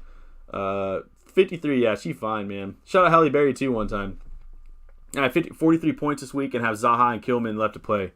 I really want to know what the HBO series is. Let me know, Moldy. Let's see. 43 points this week and Zaha and Kilman to play. So So you could come away. I mean, Kilman could come away with a clean sheet, and Zaha could come away with a goal, and you could be sitting there in the 50s, and that would be a green arrow. That'd be a good week, and I'll be hoping for Zaha and Kilman to really repay you this week.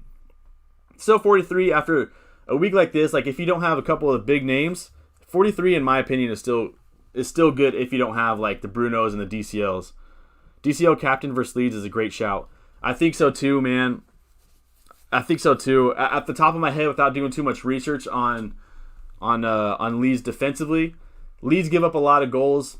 I mean, obviously they kept a clean sheet versus Arsenal today, but this Everton attack really knows how to get going, and DCL is on absolute fire to start the season. I agree. I think he's probably my favorite to be captain at this moment. Back-to-back captaincy shouts for DCL. When I started the season, I didn't want to bring him in either. That's another thing about FPL is you got to put your biases, you got to put your pride away and really just get the players who ball out. Let's see, Miss Sexy Diva. I had a shocker this week, only got like 37 points. Oh, I mean it happens, right? There are going to be weeks you drop 37 points. It is what it is, but there's nothing we could do but move on, recover, and keep going, right? 37 points. That is rough. Hopefully next week you drop 73. What are you planning? What moves are you planning to do this week, Miss Sexy Diva? Let's see. Probably hat trick. He could come away with a hattie for sure. You know what's funny is I actually woke up at 4:00 this morning. Just like my body just woke me up. I don't know if it was because my cat was laying on my throat or if it was just me waking up. But I woke up and I saw there were only like 2 minutes in the game. I saw DCL scored. Oh man. There's no better feeling in the world than when your captain scores right off the bat. You can just relax and just know you're in for a good one. Watkins almost hauled if it wasn't for a penalty being removed. Yeah, that was tough. I forgot about that. Yeah, that was rough to say the least. I thought it was I want to go look at it again because right now I do think that was a pen as well, but I need to go back and rewatch it to really comment further. But yeah, he was really close to coming away with the goal there, maybe some bonus points too. Pep honestly screwed me over this week. Sterling was warming the bench for 70 minutes. Yeah, I thought for sure he was going to start. It was such a big game. But again, I'm not the coach. I don't know what Sterling's fitness was at that moment. But yeah, rough. Pep needs to be sacked. He just signed a 2-year deal, right? Yeah. They definitely need. I don't know what's happening. I'm not a City supporter. I'm trying to talk fast so I can get through these comments. I'm not a City supporter, so I don't know what the problem is here. I would like to dive in deeper to know what it is. I don't know if it's a locker room thing, if it's a tactics thing, if it's just them gelling, if it's them playing so often they're tired. I don't know, but there's definitely something wrong with City at this moment. But even then, they're still doing well considering. But yeah, they need to get going offensively. 72 points at the moment. Happy with the green arrow. 45K overall. Woo! 45K, man. Oh, I dream of getting to 45K. I'm jealous. 72 points is another huge week too. That is awesome. I don't know if I'm more jealous or happier that you dropped 72 points. Either way, my camera went out. Either way, congratulations. That is awesome. Leave Ziyech in your team, guys. You heard it there first. All caps. Leave Ziyech in your squad. I agree. Ziyech is a baller, man. Ziyech is a baller. And he's cheap too for what he does for Chelsea. If a player in my starting squad doesn't play, will the person in my first bench place automatically for him come in? Yes. The only situation that doesn't happen is if your player who doesn't play is a defender and you only have 3 defenders playing, him included, then it would be your first defender off your bench. Other than that, it's going to be your first player off your bench. Alex says, thanks, mate. Yeah, I could bring in Son. Maybe do that after the Chelsea game. I mean, yeah. I mean, Chelsea looked really good, but they still gave up a couple chances like everyone does, I guess. But Son, it would be so hard for me to swallow my pride. And after Son, I dropped Son game week 1, he balls out. I dropped Son last week, he balls out. So this would be my 3rd time this season bringing in Son. Oh, I don't know if I can swallow my pride and do that, but I should probably swallow my pride and do that. Again, I like Son, period.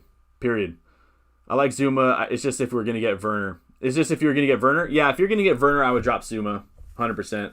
I like Werner. He's still balling out. He still has like 11 goal contributions this season in all competitions. I think he's their leading goal scorer too. Werner is a baller, man. And yeah, that Keane move wasn't the brightest. I still like the move to bring in Keane for the fixtures that they had, but as long as Pickford is in goal, I don't really trust any Everton defenders. Do I think Salah will be back for Game Week 10? As of right now, I do think so. I do think he will be back, but I mean, you never know, right? He can have a negative test today. You saw like Elon Musk got a negative test and then got a positive one the next day. So I could wake up tomorrow morning and see that Salah tested positive again for COVID. Sometimes there are just false negatives or false negatives. So yeah, honestly, I have no idea. No idea. Pogba got hurt over the internet. Okay, he got hurt. He plays so well with Brand. I like Pogba, man. Ali says, my team is Martinez. I like Steer, Chilwell, Semedo, Kilman, KWP, Dallas, Rashford, Son, Mane, Grealish, Basuma, DCL, Bamford, Kane. 0.6 in the bank. Who to sell in your opinion? First off, that's a very strong team. I really like your squad. If I had to sell somebody, I'd probably look at Semedo first, just because he's so expensive, and you have Kilman. But again, I don't know if Kilman's really locked in to his position yet. I know he started like 3-4 game weeks in a row, but Semedo to me is so much money for. He doesn't really get as many attacking returns as I would like at that price, and they have a really tough run of fixtures. But Wolverhampton's defense is nice, so maybe not. If I could sell Semedo and bring in another attacker, I would look to do that. If not, maybe Rashford. Maybe look at get rid of Rashford personally, only because Rashford's too. He hasn't really played well this season, so like as a whole, other than like a couple game weeks here and there. That's me personally, though. That's just me. Like if I could, maybe I'd drop Semedo and use that cash to upgrade Rashford to Bruno Fernandes. Out of the top of my head. Already done Zuma to Cancelo. Woo! Hopefully this pays off, man. I agree with Alex. Hopefully it pays off. Chelsea's fixtures definitely get tougher. They do, but I still like Chelsea even in those. Just done Martial to Vardy. Yes. I like that move, man. I like that move. Already brought Cancelo and Bruno for a hit and had the exact funds for Ziyech and Alt-Nouri. Good moves. Good moves, Charlie. Good moves. I like Cancelo a lot. I know a lot of people are talking about rotation risk, but I see him starting more games than sitting. And by a long shot, in my opinion, dude's been balling out. He did make a mistake in that Sun goal, if I'm not mistaken. If I'm not mistaken, that is. But I like that move a lot. Big fan of that, Charlie. Kobe says, my team is John Stone, Cancelo, Chilwell, Castagna, Son, Bruno, Grealish, Ziyech, DCL, Kane, Watkins. That is a solid squad. Solid squad, man. I love the Castagna move. Love the Castagna move. If deep production is still here, shout out Castagna one time. I still like holding Castagna for three more weeks because they have, other than the giving up 3 goals to Liverpool, because Liverpool are Liverpool, even without some of their players, they're so well coached. As far as players, they're so disciplined. They're incredible, even their bench players. So credit to the organization, their coaches, and the players, and the staff. But outside of that, Leicester have been balling out defensively, so I like Castagna right there. Bench is Martinez, Kilman, Kufal, Ward-Prowse. Solid bench too. Yeah, I mean, Ward-Prowse is a lot of money to have on. If it were me, Ward-Prowse is a lot of money to have on my bench. But other than that, I like all those players. I like all of them. Cancelo, Chilwell, big fan of your defenders in Cancelo, Chilwell, and Castagna. I like holding on to Son for now. I love Bruno, love Grealish. Really, really like Ziyech. DCL, Kane, yeah. Big fan, Kobe. Big fan of your squad. Ooh, I'm close to catching up. All right. Woo. I've never powered through so many comments before. Usually I give them more time, but I try to catch up. All right. Average at the moment is 47. We'll go up tomorrow. Yeah, I'll definitely go up tomorrow. I think there's still I still think most teams have 1 or 2 players left to play. Tellus is a straight baller. So much better than Luke Shaw. Are you worried about Tellus losing his job to Luke Shaw when Luke Shaw comes back, or are you worried about rotation, or is Tellus pretty much a starter at this moment? I heard he looked good. I mean, I didn't get to see the match. I'm gonna go rewatch. I won't rewatch the match, but I'll try to watch the highlights. And I'm just not sure if Tellus will be on the highlights because defenders don't get enough attention for doing defender type things, other than when they get attacking. Kobe, United away is like Pep's Barcelona at home. We are like Burnley. Yeah, shout out Barcelona at home, man. Why'd you got to bring up Barcelona, man? That is Barcelona, man. I'm not going to say much on Barca today because I'm very upset. But, yeah, United away look good. I'm with you on Wonder Woman. I also was pleasantly surprised with how smart and raw the Joker movie was by DC.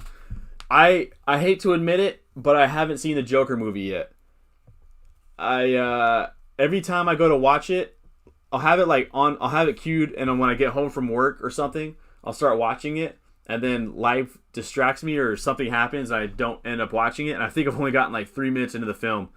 But it's definitely been on my watch list for a long time now. I don't know how I haven't seen it yet.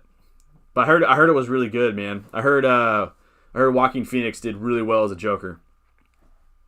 Let's see. We're taking out Ziyech and Robbo for Salah and Cancelo.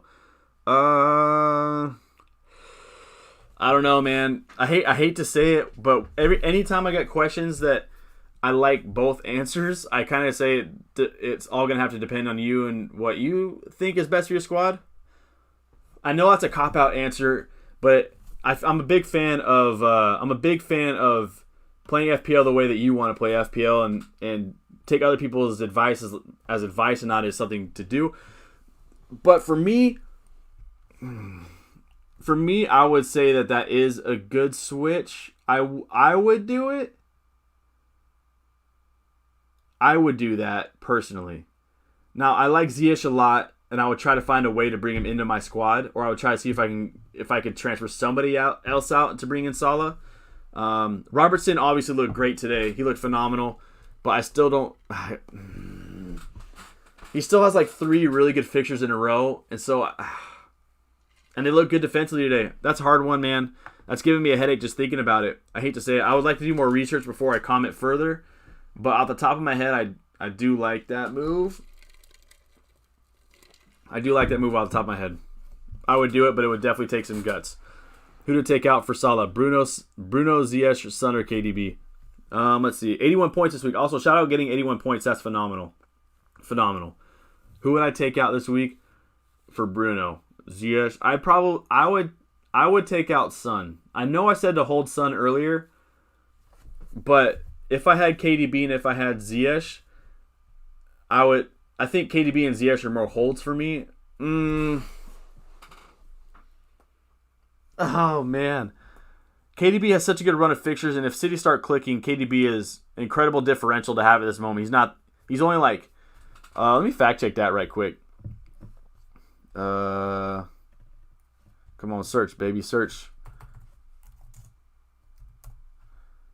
De Bruyne is only 17% owned, so if he scores, if he goes off, De Bruyne is an absolute beast to have in your squad, as we saw last season. And with his run of fixtures, it's so hard for me to get rid of him if I had him. Yeah, if I had to, I would probably take out Son. Let me think on that one a little bit. Also, congrats on the 81 points. That's a huge green arrow. That's awesome. Moldy says series is undoing. I'm going to screenshot this. Oh, it's not so good? Oh, never mind then. There's some Italian actress who was hot, though. I enjoyed Lovecraft Country on HBO. I'm going to screenshot that. I'm going to look up Lovecraft Country. I need a new show to watch, man. Any good show recommendations, please drop them in the comment section. Please. I'm out of shows to watch, man. Yeah, I'll check that out, man. I like sci-fi. Alex says, maybe the locker room going back with City and their problems. Zinchenko had that incident in Champions League where his girlfriend said it's Pep's fault. They got knocked out and he gets tactics all wrong. Maybe there's something underlying in City's locker room. I think that from the sports that I was able to play, I think even Urban Meyer, if you guys watch college American football, Urban Meyer talked about when teams underperform, what are some main issues. If you haven't looked at it, look it up. It's incredible. I wish I could quote it off the top of my head, but he said something along the lines of one of the things that could stop a team from achieving their potential is essentially chemistry is what he said. He said it way better than I did. Again, look it up. Urban Meyer, college football, talking about players not achieving their potential. But again, if there is locker room problems from the teams that I was on, my team could be the most talented group of individuals. They could work their absolute tails off. But if we're fighting in the locker room and if we're not getting along, we're not doing that well.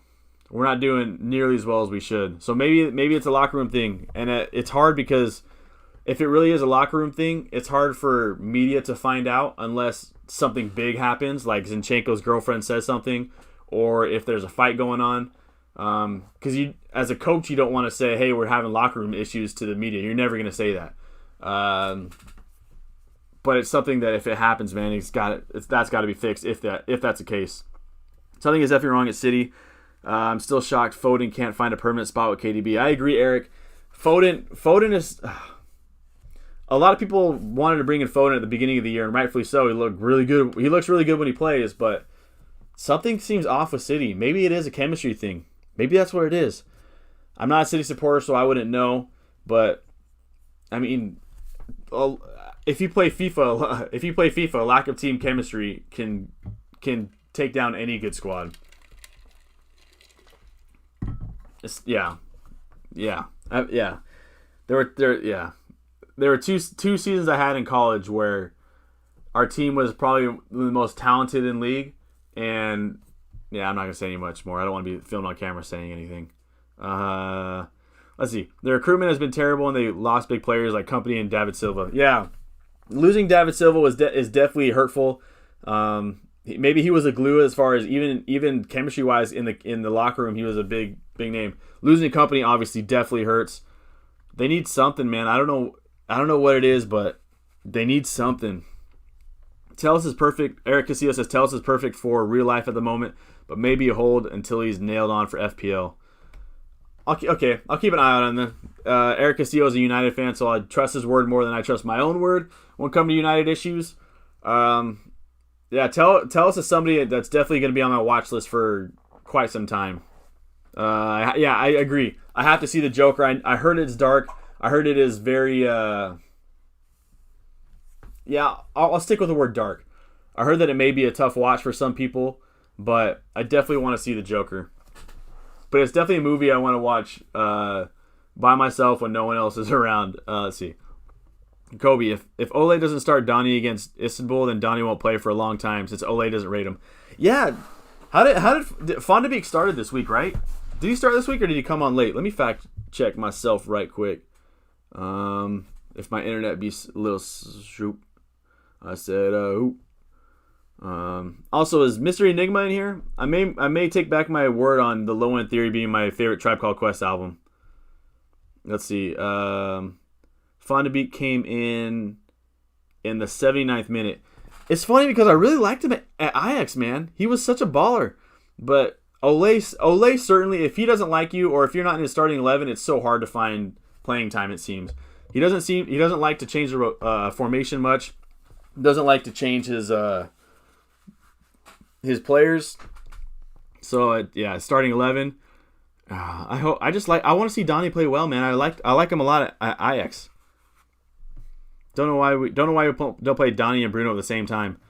I agree, man. I like Van de Beek a lot. Ole thinks he only can play Cam. Once upon a time, yeah. I thought that was relating to the same thing. I don't know why he doesn't get more playing time. That's going to cost too much lighting issues. Got to throw it to the back. Ash Ketchum it.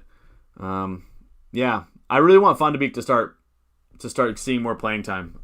I think when I've seen United matches and Van de Beek comes on, there's almost like a spark. It almost seems like, okay, now we have another player who wants to just ball out, right? Another workhorse alongside Bruno Fernandes, who also is a workhorse.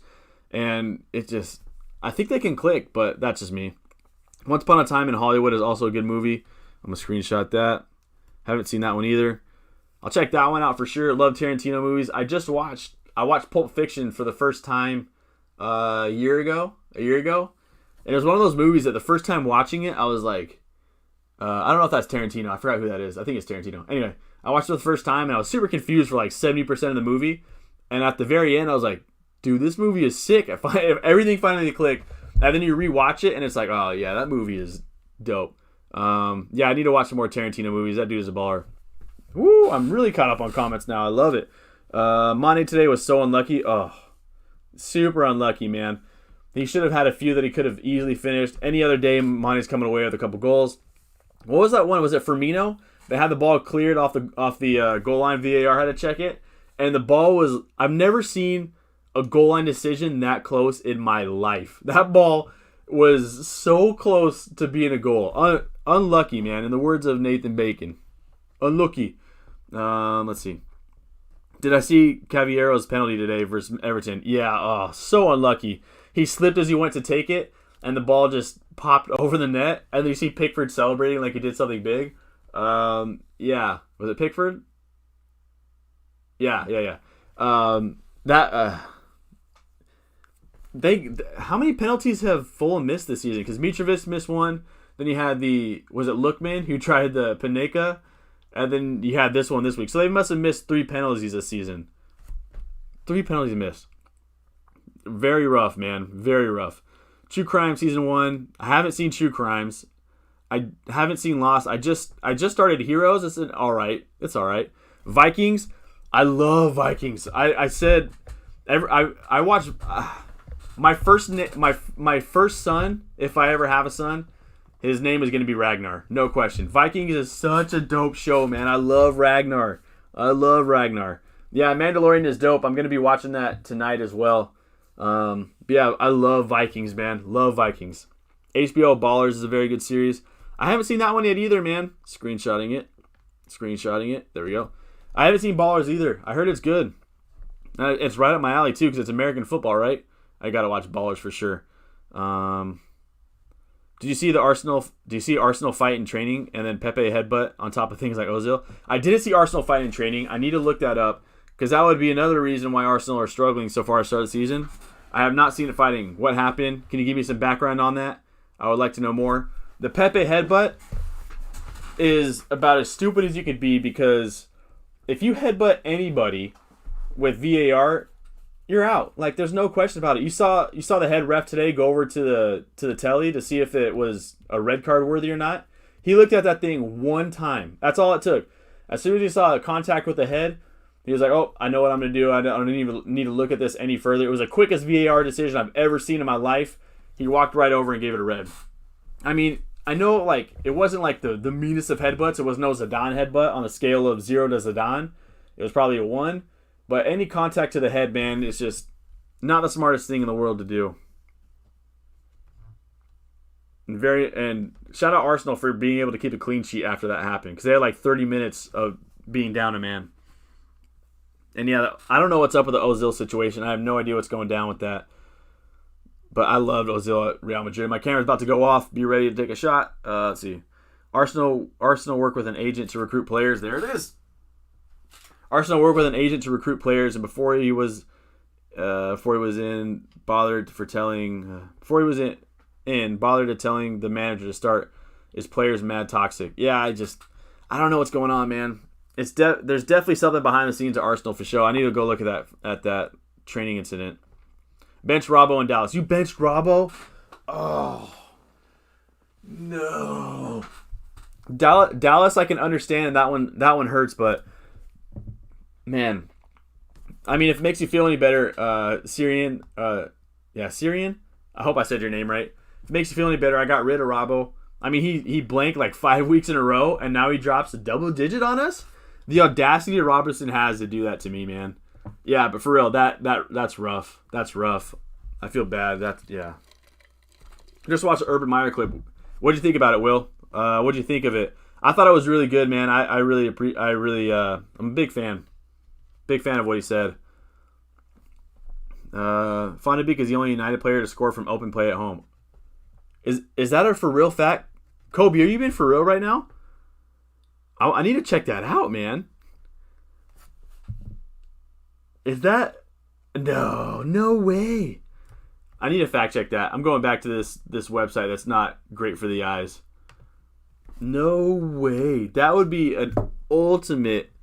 That would be a phenomenal stat, man. I wish I could give you more than give you credit for that stat because that is phenomenal. Let's see. Premier League.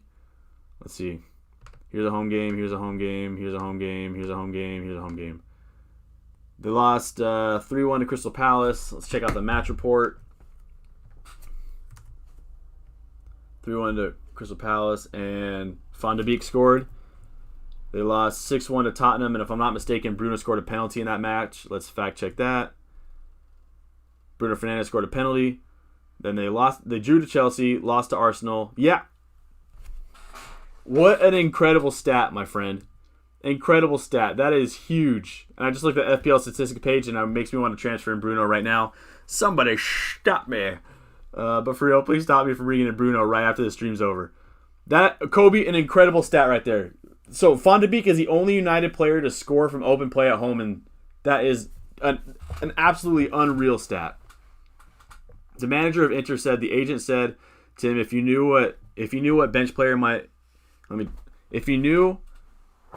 agent said, if I knew you would bench my player, I would have appointed you as manager. That's how much of an influence you had at the club. Whoa. Dang. If I knew you would have benched my player, I wouldn't have appointed you as manager. That's how much influence you had at the club. That's crazy. Dang. That's Louis Williams' agent. Arsenal, man. Man, are they really that toxic for real? Dang. That is an incredible shot fired right there, man. Dang. Eric Castillo says, a couple good movie recommendations, if you missed these, are Blow with Johnny Depp, Children of Men, Motorcycle Diaries. I haven't even heard of a lot of those. I still haven't seen Fury with, now I'm thinking of Brad Pitt and Shia LaBeouf. I need to go watch my movie. I've missed so many movies lately. I really got to catch up. Moldy says, shout out Zlatan, 100%. 2 more goals today away at Napoli. What a legend. Yeah, shout out Zlatan. This dude is 37 years old and still balling out. I think one of those goals, too, I saw one of them. It was like a header from across. He was like 18 out, and he put it side net. Deflected it, too. So, just put it on its way. Dude, Zlatan is such a beast, man. Yeah. Right with you. Shout out Zlatan, dude. How many goals do you have this season? Just curious now. He has 8 goals, so he's tied. I don't know if it's updated from today, but as of right now, my Yahoo Sports app says he has the most goals in Serie A, tied with Cristiano Ronaldo. I don't know if that counts today's goals or not, but yeah, against Napoli too, so a huge game. Dang. Yeah, shout out Zlatan, man. Always finds a way to score. You should watch Yellowstone now. Yeah, I need to. I saw a clip on it. I saw a clip on Yellowstone on one of my YouTube ads. And that show looks so dope. So dope. I heard it's so good, man. I need to watch Yellowstone for sure. David Luiz punched Ceballos for real? No way. Oh, man. As soon as the stream's over, I'm going to go look it up. And that's David Luiz is your captain, right? Or is the captain for Arsenal when he plays? Oh, man. That is not good. Kobe, thank you for showing up. Thank you so much for showing up to the stream, Kobe. Always appreciate you showing up, man. Have a great week. Hopefully you have a green arrow next week as well. Again, I don't know if I'll be streaming this week or not, but thank you so much for showing up to the stream, Kobe. Appreciate it. And being active. I appreciate it a lot. Eric Garcia says, Vikings is so good, and the music of that band fits the show perfectly. Yeah, dude. That intro music at the beginning of the title sequence, the intro, just gets me going. Gets my heart pumping. My buddy showed me that a few years ago, and it got to the point where we would watch like 3 or 4 in a row, and just And you know a show is good when you're willing to watch three or 4 episodes in a row, stay up till 3 in the morning when you got work the next day. That's when you know a show is dope, man. In my opinion. Yeah, Vikings is dope. I love it. I love it, Alex. I'm just a big Ragnar fan. Big Ragnar fan. I feel like it's one of those underrated shows because I think it was on like History Channel or something. So it's definitely an underrated show, but everyone I've seen that watched it liked it. I hate hyping up shows though, just in case you watch it and was like, it was cool, but if it wasn't overhyped, I would have liked it more. So I liked it. I'll just keep it at that. Kobe says Leeds were unlucky not to, oh, dude. Leeds, yeah, they had 24 shots today. And I think, Rodrigo hit the post. Bamford hit post. I think Rafinha hit post. They were incredibly unlucky not to come away. They should have come away with 3 points today. But again, shout out to Arsenal for being able to keep a clean sheet after going down a man with like 30 minutes to go. So credit to Arsenal, but yeah, Leeds should have come away with 3 points. Urban was spot on, yeah. Urban Meyer is an absolute legend, and I love hearing him talk, man. I wish I could hear him talk more often, because that dude just... I know he has a book. Maybe I should read his book, but Urban Meyer is an absolute legend in the American college football game. And he is, yeah, whenever I hear him talk on college game day and stuff, you know he's dropping nuggets. And yeah, that video is phenomenal. He really nails it in that. Robbo finally paid off. Yeah, dude. Oh, Kyrian. Okay, it's pronounced Kyrian. All right. Yeah, Kyrian? Oh, okay, it's Irish spelling. Okay. Kyrian. Yeah, I'll say Kyrian. Hopefully that's right. Yeah, dude, Robbo finally paid off. For everyone who kept holding on to him, shout out for you guys for being patient with Robbo.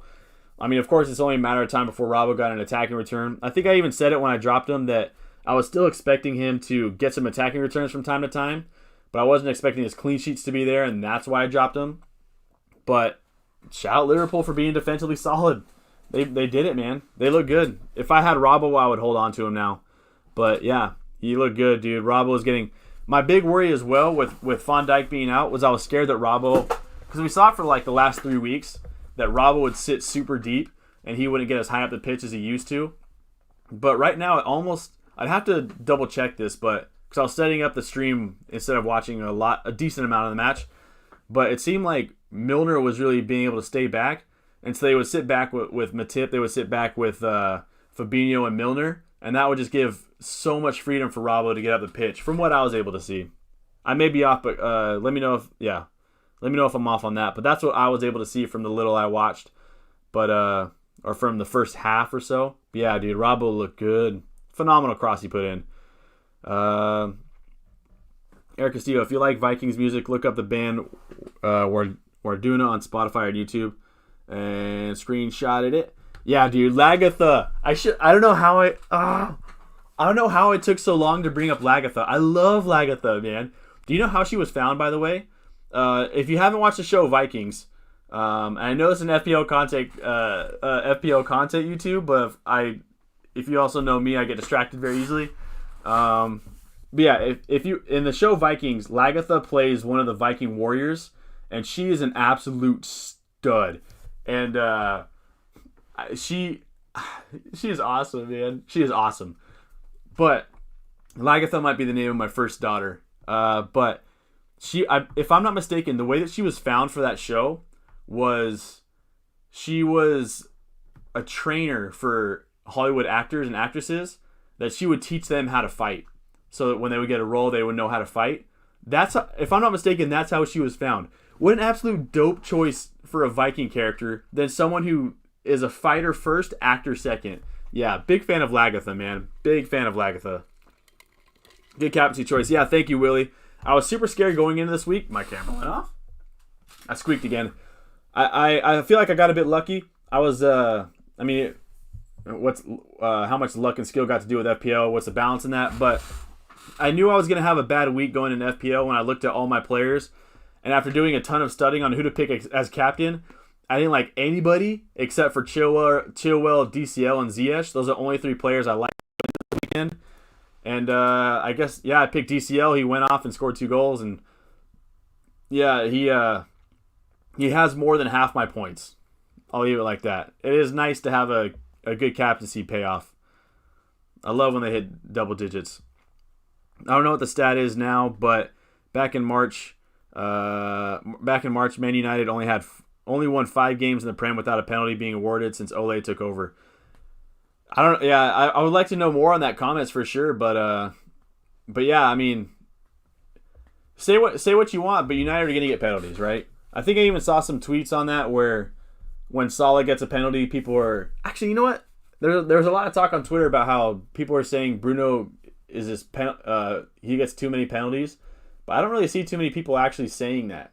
It's just more people complaining about people about saying that. You know what I mean? But shout out to FPL Swan. That was his tweet. But him saying that. But United get penalties, period. But that's the thing with Bruno is that he's on penalties. He's on set pieces, corners, everything for him. And not only that, he is their facilitator. He is their dude. Everything that they do offensively is through him. And so if there's going to be an assist through open play, it's going to be him. If there's going to be a goal through open play, he's going to be involved. So, but my only worry with bringing in Bruno is the fact that they don't really seem to have a game plan tactically going forward. Other than that, but I love Bruno, man. Let's see. Bro, I already moved Vardy in. I think you should do an impulse on Bruno. Should I do an impulse? Somebody stop me. Yeah. Shout out Jim Carrey one time. Yeah, I really want to bring in... I'm going to bring in Bruno, period. He's in my squad. I mean, I could wait till Thursday or Friday. I'm just worried about bringing in someone that's playing midweek, whether it's Champions League or Europa League, and them getting hurt. I think if I look at... let me go to the Prem. Not the Prem. Let me go to Champions League. Champions League, they play on Tuesday versus Istanbul. He might get rested if they do well. Because right now their table, they are in first place. No, they got to play. They got to win. Yeah, they got to win. They'll be full stud. Yeah, so that's my only worry is bringing in somebody like Bruno and then he gets hurt in that match and then I'd have to take a -4 just to sub him out. But maybe it's just something I do, man. Maybe the Don just doing some Don things and not thinking much. Maybe I should. I don't know. Please stop me. So much beauty on that show, if you know what I mean. Yeah, dude. Yeah. I'm just a big fan of Lagatha. She is awesome. I need to go rewatch Vikings now. Lagatha is awesome. Yeah, I think my favorite two characters, my top 3 characters in that show are Ragnar, Lagatha, and maybe Floki. I love just how crazy Floki is. Like, if I was to think of who a Viking is, I feel like there would be a lot of Flokis, just absolutely insane people. The Witcher might be a good TV show. I've never seen it, but I played the game, and that was awesome. Yeah, Superman's the main character in that. My buddy was just talking to me about that the other day. Because he played the video game as well, and he was saying that I forgot who Superman is, but he does a really good job at portraying the Witcher in a TV show. I might wrap this stream up here in a little bit. Might call it a little bit early. So get some last questions in and comments in, and we'll wrap this up here in just a little while. But yeah, I really want to watch The Witcher. That is definitely on my watch list for show. A good oldie that hit home a lot more during a recent watch was the movie Truman Show. Oh, yeah. Yeah, Truman Show is absolutely phenomenal. Big fan of the Truman Show. I've only watched it once, maybe twice. But yeah, dude. Truman Show is beautiful. All right. Yeah, they get... I mean, in all honesty, I think Leicester, going back to how many penalties United have, Leicester have 8 penalties awarded this season already. So, I mean, they're not getting the most penalties this season. They get them. I think they're just so attacking. I don't know. You can say what you want, but as an FPL manager, United get penalties. Prashant says, what about Werner and Richarlison? I'm a big fan of bringing in Richarlison for these next 2 matches. He looked very aggressive today from the highlights I was able to see. He's on a team that's going to score 2 or 3 goals every game when they're going up against bottom half squads. And next week they have, make sure I'm just fact checking myself. Yeah, they got Leeds next week. I could see Richarlison come away with a goal. Richarlison is also a differential. I like bringing in Richarlison. My only worry about bringing him in is bringing in Richarlison next week, and then I would want to ship him out for the Chelsea match in 2 weeks time. So if I was worried about bringing him in just to sub him out, I'd probably bring in Timo Werner. I still like Timo Werner. He's getting into some great positions. Chelsea are the highest scoring team in the Prem, if I'm not mistaken.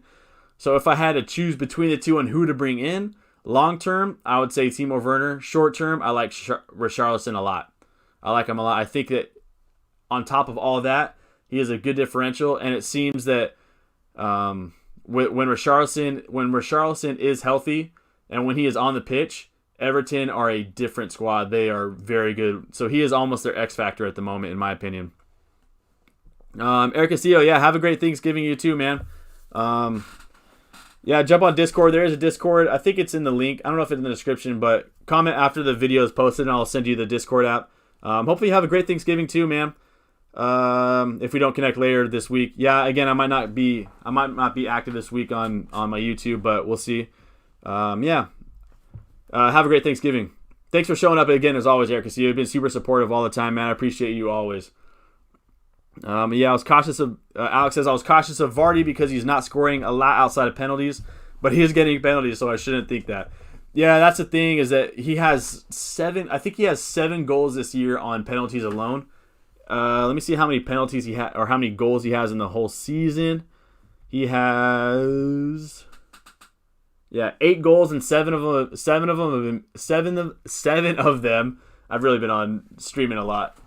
7 of them have been penalties. So he's really only scored 1 open play goal off the top of my head, and that 1 goal was he was a sub, and it was just a beautiful header off the top of my head. So that definitely is a worry for me with Jamie Vardy. But if Leicester scored, Vardy's going to be involved, and they have such good fixtures for the next 3. They got Fulham up next, which I would love to captain him next week versus Fulham. The week after that, they have Leicester. I'm also working on my Spanish right now. They have Sheffield United, and I can see him scoring against, I believe, his childhood team. So I'm a big fan of Vardy for these next few matches. Again, I am worried about him only scoring 1 open play goal so far, but it is what it is. Yeah, no worries, Prashant. I try to answer as many comments as possible. I try to do my best job answering them, so no worries. Hopefully that helped. Do I play any video games? Not really. I play video games on my phone. Like, I'll play Among Us or Mario Kart or something. But I try to stay away from video games personally because they're super toxic to me. I'm not saying they're toxic to everybody, but in my life, I get addicted to things too easily. In my life, my personality. And with video games, that is definitely the scenario. I got so addicted to FIFA 2 years ago, that I would turn down going surfing just to play weekend league. And surfing is my biggest passion of all time. That is like my number one thing to do. And FIFA was like, nah, I don't want to go. I'd rather be playing FIFA for 8 hours today. And so I don't play too many video games because for me it's just too toxic. That being said, I really want to get the new PS5 because that Miles Morales game looks dope, and I really want to play that Spider-Man game. And I would love to get like a YouTube. I know we've talked about this before with Eric. I've always wanted to get like a FIFA game going with a bunch of players or a bunch of people from the YouTube channel. I think that'd be dope. But yeah, it's just too toxic to me, man. I spend way too much time playing it. Call of Duty would take up so much of my life when I was a kid. Smash Bros is a GOAT game for me, a Hall of Fame game. But yeah, they take up too much of my life, and with me I'm going to grad school in a month and a half, so I'm gonna have like zero time while I'm going to grad school. I'll hit my camera. I'll barely have enough time to live stream for this. And so with grad school coming up, with this YouTube channel, I'm just going to have no time to play video games. But I love them, man. I love video games, man. I know what Thanksgiving is really, but have a good one. Yeah, so Thanksgiving is a holiday where essentially we celebrate how the Pilgrims and the Native Americans came together and put their differences aside to have food and kind of just become friends, I guess. It's a way that we kind of disguise all the disgusting things that our ancestors or our history did, essentially. And it's just one giant meal. When COVID's not happening, you essentially get all your family together and you have this giant feast. You eat as much as possible. You're eating like turkey, macaroni and cheese, just anything you could think of, and you just feast out to the point where you have to pass out, and everyone just says, I'm thankful for this, I'm thankful for that. And so that's essentially what Thanksgiving is here in America. Big holiday. I think for me, I think it is an overrated holiday, but I'll never say that saying you're thankful for things is a bad thing or overrated. I just think that the food that you eat for Thanksgiving is overrated personally. And you get some time off from school too. It's like a 2-day holiday or a week holiday now. Deadline is this Friday. Deadline's this Friday. Whoa, that is a good shout. Deadline is Friday. Yeah, so I definitely won't be streaming because it's on Thursday, and Thursday is Thanksgiving. And so I won't be streaming this week, unfortunately. Dang, that sucks. I wish I could. But yeah, deadline is Friday for everyone. Heads up. Good call. Calling it right now. Man City is bagging 5 or 6 goals versus Burnley. Another 4 or 5 versus Fulham. Sterling and Jesus are in for a haul. They could easily do so. That's the thing about City, man, is they might look bad. They might look like they're struggling to score for 9 game weeks now, 8 game weeks. So yeah, the first one off. And then they could just absolutely go off. And then as soon as they go off, everyone's going to want them in their squad. And so you got to allow yourself some flexibility for if that happens. They could do that. And honestly, as a big Kevin De Bruyne fan, I hope that happens. Eric Castillo, love your content. I appreciate that, man. I appreciate that. I just try to make it as enjoyable and as fun as possible.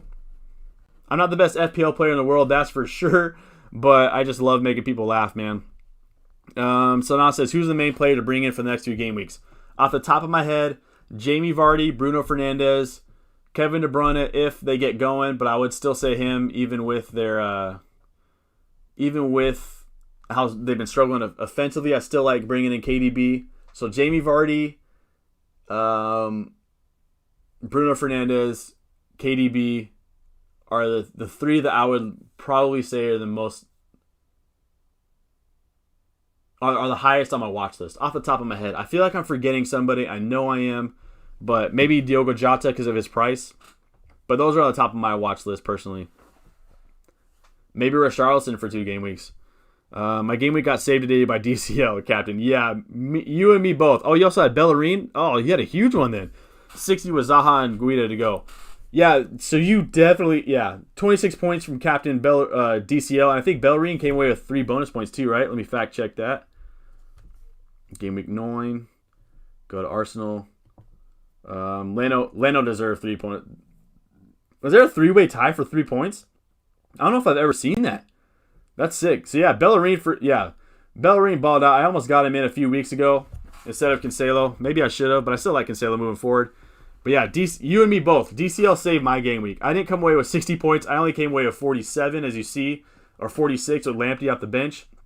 But I was going into this today and saying I'm gonna come away with 30 points and just be But yeah, DCL saved. Hip hop saved my life, and DCL saved my game week. Shout out Lupe Fiasco. Ultimate Team is the most toxic game ever, dude. Ultimate Team, man. I still dream of days you open packs. I think I opened I've opened some packs where I was super lucky, but I still daydream about those times, man. Especially like when I was in college, we would have a group of us on the team, a group of 4 of us that we would play FPL drafts on the weekends or whenever we could, and we would get together and just all have a good time and play FIFA drafts for hours. And I still remember when we'd pack a good player or when we'd win a championship, just the thrill of that was just next level. Those were the best for me. If I could stay away from FIFA and only play drafts, I would do it, but I couldn't stay away. Pro clubs is the vibe. Oh man. Let's see. Eric Castillo. We should definitely play FIFA together and maybe even creating ourselves in pro clubs with that. I'm down, man. I'm down. I don't know.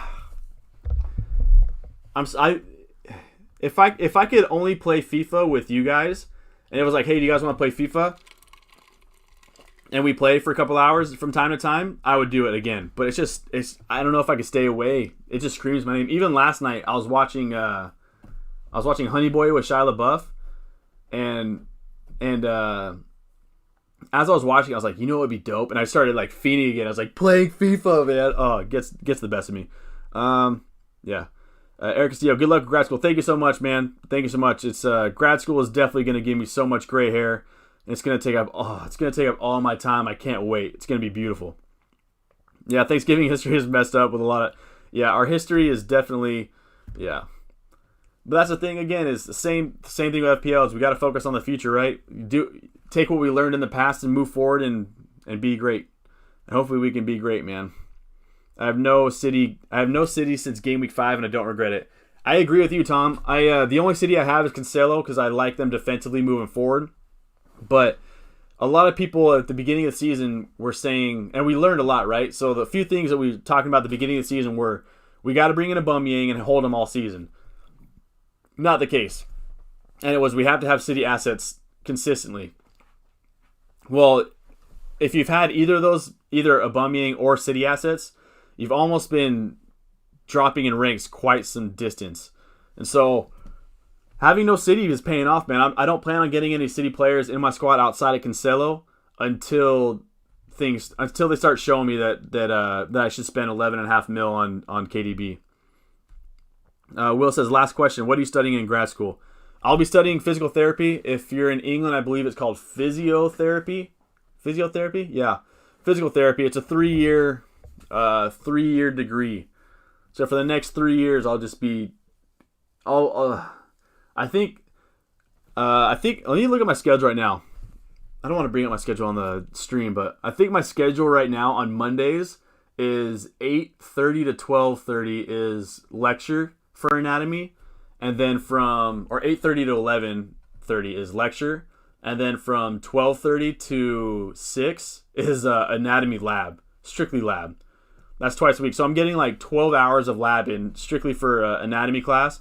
I'm going to have to learn literally every bone, every muscle, every ligament, every nerve, where it's attached, where its origin is, everything. So it's definitely going to be very... I can't wait. It's going to be a grind, man. But I love it. Mystery Enigma, what's up, man? I just shouted you out a little while ago talking about Tribe Called Quest. Welcome to the stream. How'd you do this week? You're currently ranked at 187K. That is phenomenal. But yeah, you never know. You say that you won't maintain that, but that's because you're only destined for greatness. And you're even gonna reach in the top 100K. That's why you're not gonna maintain it, because you're gonna get even better. No, but that is awesome, man. 187K. I dream of having that rank, man. Even right now, I'm struggling to break 2 mil. Critical thinker. Why did I start Salah? I started Salah because I like to have just because I like to have players give me that last minute points. And so if I know they're not playing, I'll just put them in just so I can have them come off my bench and I can get that last minute 2-pointer from someone off my bench. The ironic thing, though, is that I'll be getting a -1 from Lamptey. And so I just like having points coming off my bench last minute. And ironically, I'll be getting the opposite of that. So it was just something I do just because. I don't know. It's strictly because I like to have points coming off the bench. There's no rhyme or reason to it other than just me being me, I guess. Alex says, I had a friend that had a gambling problem. It converted to a FIFA packs. Not good when he sells all his players and spends, when he would sell all his players and spend all money on drafts. Yeah, man, gambling problems and FIFA problems are definitely real things. It could get rough, man. And that's a hard thing, is that when you play FIFA, because I haven't spent like crazy amount of money, because when I was in college, I was broke. Like I could barely afford toothpaste, so I couldn't really spend too much money on FIFA. So that kind of helped me out. But it's definitely a real thing, man. It's dangerous. It's definitely a dangerous thing to do. And you never really know that you have a problem until like it hits you hard, and it's tough, man. It's very tough.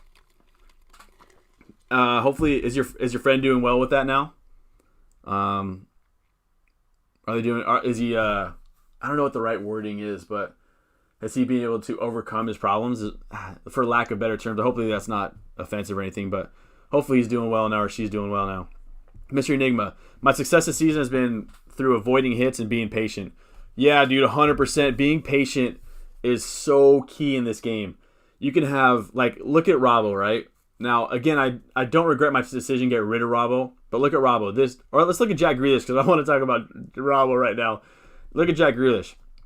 If you were patient with Jack Grealish for the first 2 game weeks, Game Week 2 and 3, he rewards you with a 24-point performance in Game Week 4.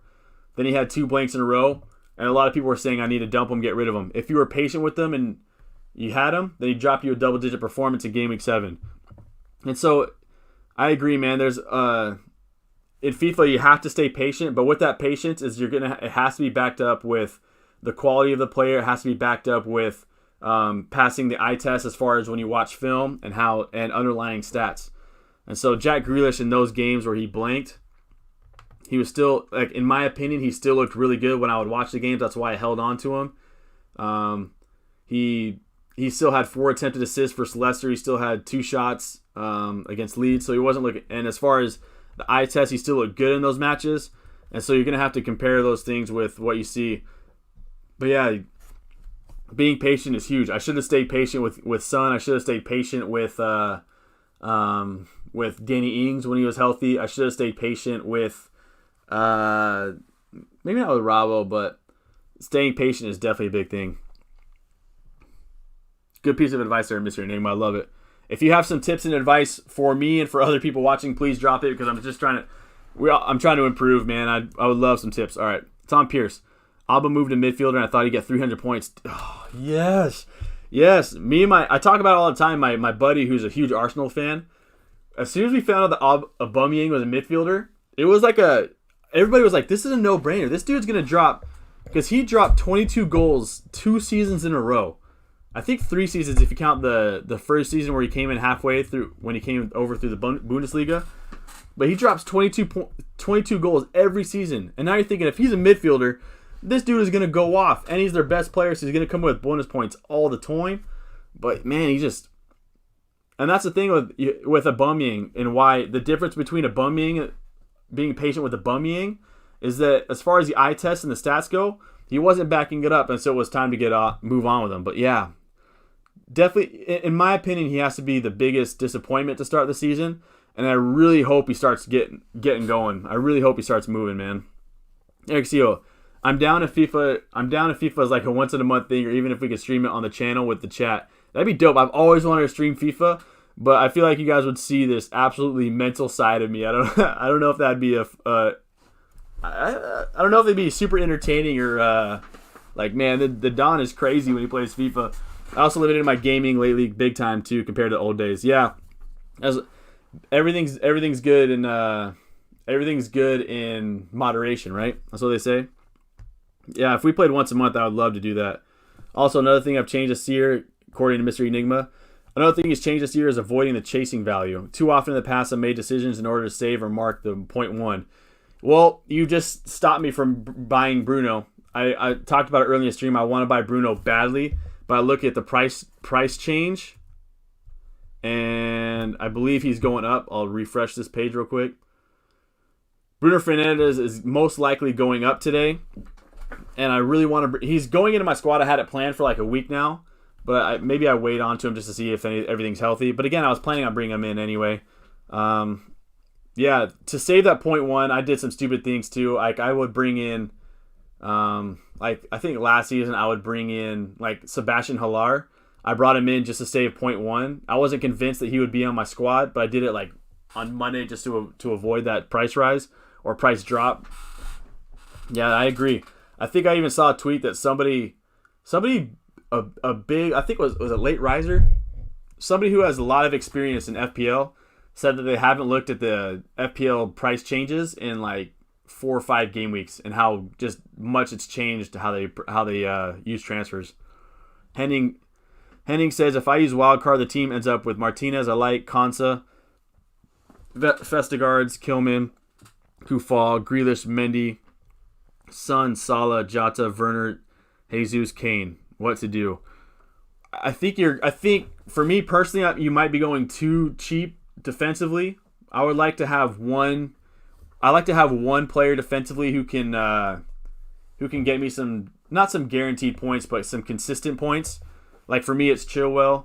Last year it was Trent Alexander-Arnold, stuff like that. but that's me. I still like Vestergaard. I still like Konsa. I still like Kilman. I still think, all that being said, I still like your back line. I still think it's solid. Grealish. I love Grealish. I love Son. Love Salah. Love Jota. I like Jota a lot. I just question his playing time, but that's me. Timo Werner's dope. Jesus is definitely a gamble there, but I love the gamble that you're taking. And Kane. I like the team a lot.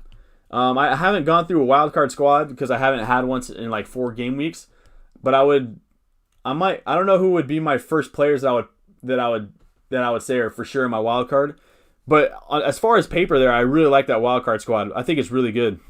Period. I like it a lot. Oh, it's not enough time in the day. Oh, you ain't lying, man. Right now my days are becoming crazy. Will said, thought about becoming a PA. It's only 2 years and you get paid bread. Yeah, PAs get paid very well, and it's only a 2-year school, 2-year process. I don't know how competitive it is to get in. If I'm not mistaken, but yeah, a PA. If you're not familiar with that, it's a physician assistant. It's a very good career to have, man. Very good career to have. I thought about becoming it personally because I've always been interested in the health field, but for me personally, it was too much of writing prescriptions or just doing work that I necessarily didn't want to do myself in the long run. That's why I chose physical therapy over PA. But that being said, PA is a great career, man. Great career, and it's rising. Your hard work on the PT will pay off. I hope so, man. Hope so. Maybe one day maybe that's how I choose my the football team that I support. Maybe one day I'll just be the PT for Chelsea or United or something like that. Wouldn't that be wild? Wouldn't that be so sick, man? I become the physical therapist for a football squad. And that's how I pick my Premier League squad. That'd be sick, man. But yeah, I hope so. It's gonna be a lot of work, man. I every time I think about it, I just think of how much is gonna be a grind and how much I just can't wait to do it. It's gonna be long days, long nights, but I can't wait. Will, thank you so much for showing up, man. I appreciate it. Happy Thanksgiving to you too. I appreciate you showing up to the stream. I appreciate everyone being active and everyone just showing up. Period. Even if you just show up and listen, I appreciate it. You've helped me to get over a terrible week of FPL that I had. So, again, thank you, everyone, for showing up, man. Eric Castillo says, check out a short documentary on FIFA here called, on YouTube by Nelly, got bored, called The FIFA Job. Very well done. I'm screenshotting it for show. And I'll check that out as soon as the stream's over. Thank you so much. Yeah, any show or YouTube recommendations, please drop them in the link, and I'm going to screenshot it and watch it later, please. I'm not sure about at the moment, but it was bad before won $4,000. Oh man, lost it straight after. Then every month, as soon as he got paid, money was gone. I think it's better now, but yeah, that's tough, man. That's why personally I can't gamble either, because I said it before. I have a very addictive personality. I get addicted to things so easily, and once I'm on, I'm on. I've gambled maybe once or twice in my life. And it was just, I can't do it anymore. It's too addicting. It's too much for me. Yeah, it's definitely a real thing, man. The Critical Thinker says, I'm not that great. I'm around top 500K. Hey, that's good. Top 500K to start the season is huge. You put yourself in a great position to really move on as the season progresses. But my one tip would be to use bench rotation this season. Yeah. It's hard. Yeah. It's hard for me personally to use like a lot of money on my bench. I like having one bench player just in case like Salah goes out, so I can have Kilman come off my bench. But you know what's crazy is this season there are a lot of players in like that 6 million to 8 million bracket that are putting up big FPL numbers. I think I saw a tweet that my camera went off. I think I saw a tweet that said if you had a squad. And it showed like a squad and said if this was your squad to start the season, it would have only cost you like 95 mil and you'd be top 10K. So there's a lot of players balling out down low, man. But thank you for that. I'll definitely, maybe I'll look into that more for getting a better bench. FPL Prem Tipster, welcome back, man. FPL Prem Tipster is somebody who creates content. I checked them out. They were in my stream on Friday, right? Commenting on Friday. They're a YouTube content creator. I checked them out this weekend. I checked them out on Friday. Was it Friday night?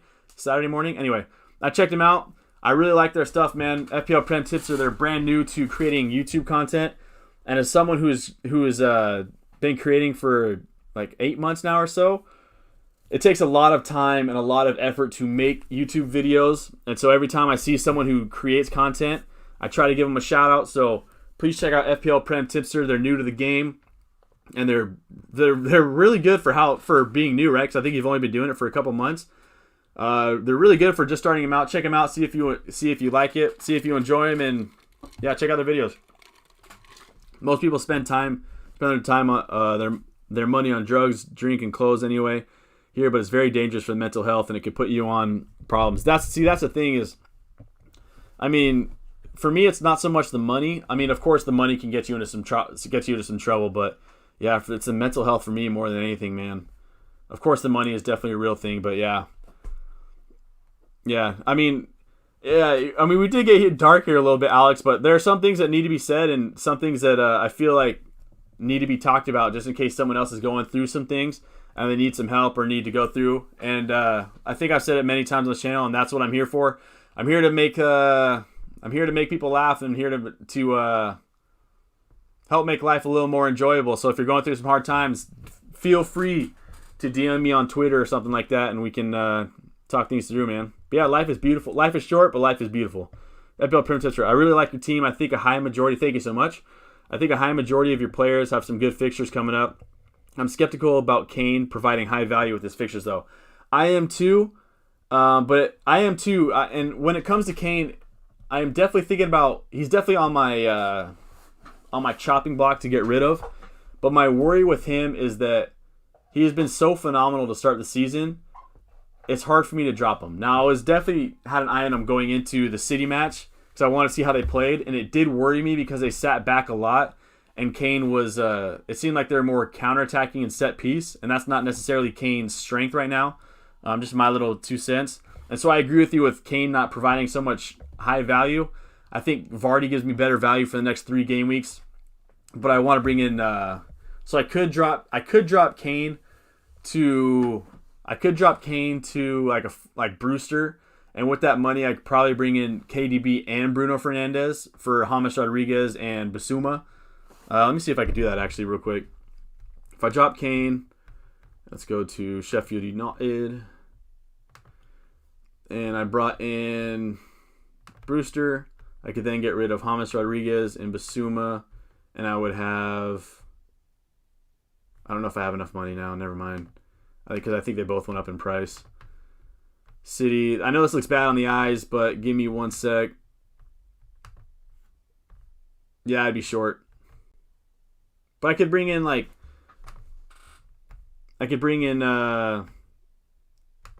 and I could bring in Antonio. I could do something like that. West Ham. Oh, baby, you got what... And I'd have Antonio as my first player on my bench, which would then go into my having a stronger bench. I could do something like that. But my only thought with Kane is that he's been so good, it's hard for me to drop him. Right? Because in my opinion, he's been the second best striker in the world this season, only behind Lewandowski. He scored like 13 goals and 11 assists in 15 games so far this season. And so it's hard for me to drop someone that's been that potent. But I might just be hold on for a long term. But I'm definitely, he's definitely on my chopping block for the future. And I would love to bring in Vardy for him. Maybe even Timo Werner. Let's see, Alex, you want to go in and get help, sadly. Yeah, it's tough. Getting help is definitely something that, going back to the deep stuff, getting help is definitely something that is hard to be willing to do, but it's something that is definitely very helpful. Therapy is good for everybody, whether you're going through hard times or not. Let's see. Cillian, am I saying that right? Killian? I'm going to say Killian. Let's see. I got 6. I think we talked about earlier, right? Killian. I got 63 points this week using a free hit. That is awesome. 63 points is huge. Use a free hit. That's awesome, man. Hope you got a big green arrow. Who'd you bring in for your free hit? I'm super curious. Did you have Bruno Fernandes? I'm assuming that's who I would have brought in. Do you have anybody left to go? 63 points. Great week, man. That is awesome. FPL Prem Tipster. You could bring in Aguero when he's back. I think Jesus might get pushed out when he's back. Yeah, so I think my biggest plan is that when I brought in Harry Kane, my plan was to switch him out for Aguero this week. I think that was my original plan. But I really want to bring in Bruno Fernandes. That's why I'm kind of leaning away from it.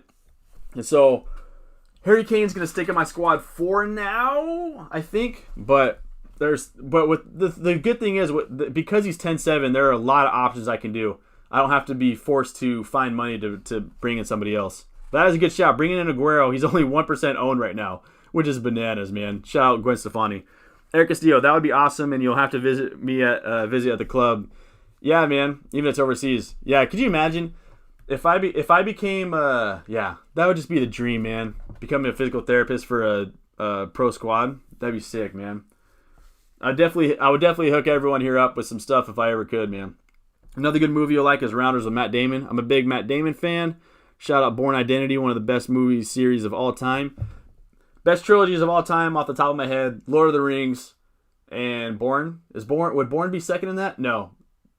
Lord of the Rings, Batman series, and Bourne. Maybe so it's Bourne and Batman. I don't know. That's too tough. I don't know why I even brought that up. Let's see. FPL Prem Tipster says, I made a lot of money betting on the Prem, and I quit while I was over 1,000 ahead. That's what got me into FPL. Yeah, man. I play a little for Fan Team. I mean, I'm glad you got out when you were ahead, dude. That's tough to do, but FPL is definitely awesome. I love FPL, man. Thank you for answering. Nice YouTube videos. Thank you so much, Henning. I appreciate that so much. That means a lot. I just try to make my YouTube videos as entertaining as possible. I think if you watch my last video, I had the most outrageous intro to FPL I've ever thought of, and I don't think I'm going to get rid of it anytime soon. But yeah, I just try to make it as awesome as possible. And thank you so much, man. I appreciate that. As far as answering, I try to answer everybody. Man. Thank you so much for showing up. FPL Print Tipster says, I like the idea of switching to a 3-5-2 with KDB. I love that, man. It's just hard for me to drop Kane for how productive he's been. But if I drop Kane, I could go, again, I'd go 3-5-2, and my team would look, I think I showed it my last one, right? That's what my team would look like if I did, and I'd have Antonio first player off my bench. I'd either have KDB or I'd have Bruno Fernandes in that spot. And yeah, it just looks so good to me. I can even drop James for 8.6. Now there's not enough to do much with. Wait a minute. If I drop Antonio, that'd be 1.7. 1.7 added to, that would be 10.3. Yeah, I wouldn't have enough for Bruno either way. But yeah, that's something that I would look at doing. Laz FBL, man, what's up? Thank you for showing up to the stream. I know time issues are definitely always a thing, but it's so awesome to see you here. How'd your team do this week? I know you had, last time we talked, I think you had, it was like 2 weeks ago, and you had size issues, you had Danny Ings. How'd your team do? I'm interested to see how your team is shaping up right now. You said it here in a couple of comments. You're sitting on 60 points with Taylor and Jimmy to go. I plan to bring Salah back for KDB. Yeah, what's your plans with De Bruyne, Laz? What do you think about players trying to bring him in like myself? Because right now I'm not too convinced on City assets as far as attacking wise. As much as I want to bring in KDB into my squad, I'm not convinced right now. For 11.5 mil, it's just so much money. Jimmy to go. So you're on 60 with 2 people to go. You could be in for a nice green arrow, man. I hope so. I'll be cheering for Jimmy and Taylor for you tomorrow. Killian says Fernandes captain and Semedo left to play. So you're on 63, right? Yeah, 63 with Semedo left. Woo! You could be in for a 70-point week on your free hit. That'd be sweet. That's awesome, man. FPL Prem Tipster says I'm going to bed now. It's late. Yeah, it's definitely late. What is it? Noon in the UK. Your team will definitely see better days though, so it's good you haven't knee-jerked like most people. I'm glad that you said that because I'm this close to knee-jerking as soon as this stream's over. My camera went out. Is it out for sure? Oh, I still got some battery left. Yeah, I'm this close to knee-jerking Bruno into my squad. Except for no, I was planning on it for a couple weeks, so it wasn't necessarily a knee-jerk, but I'm thinking about doing it right after this. Yeah, thank you so much for showing up, FPL Prim Tipster. Once again, check out their content. See if you enjoy it. Brand new to the YouTube content creating scene. Yeah, enjoy your night too. Thank you so much again for showing up. Alex, Bourne is awesome. Dude, yeah, Bourne is so sick. Jason Bourne, what a legend.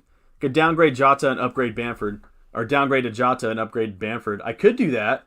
I could go Hamas to. Let me play around with this for a little minute. I get rid of Hamas, get rid of Bamford, and I go swoop. I haven't sang any hip hop songs today, have I? Dang, I'm just saying "Kissed by a Rose" one too many times. Where were we at? What was I saying? Jota in. I'd have 8.1 to bring. I don't know if I like anyone around that price range other than Bamford. Oh wait, no, Antonio ain't there.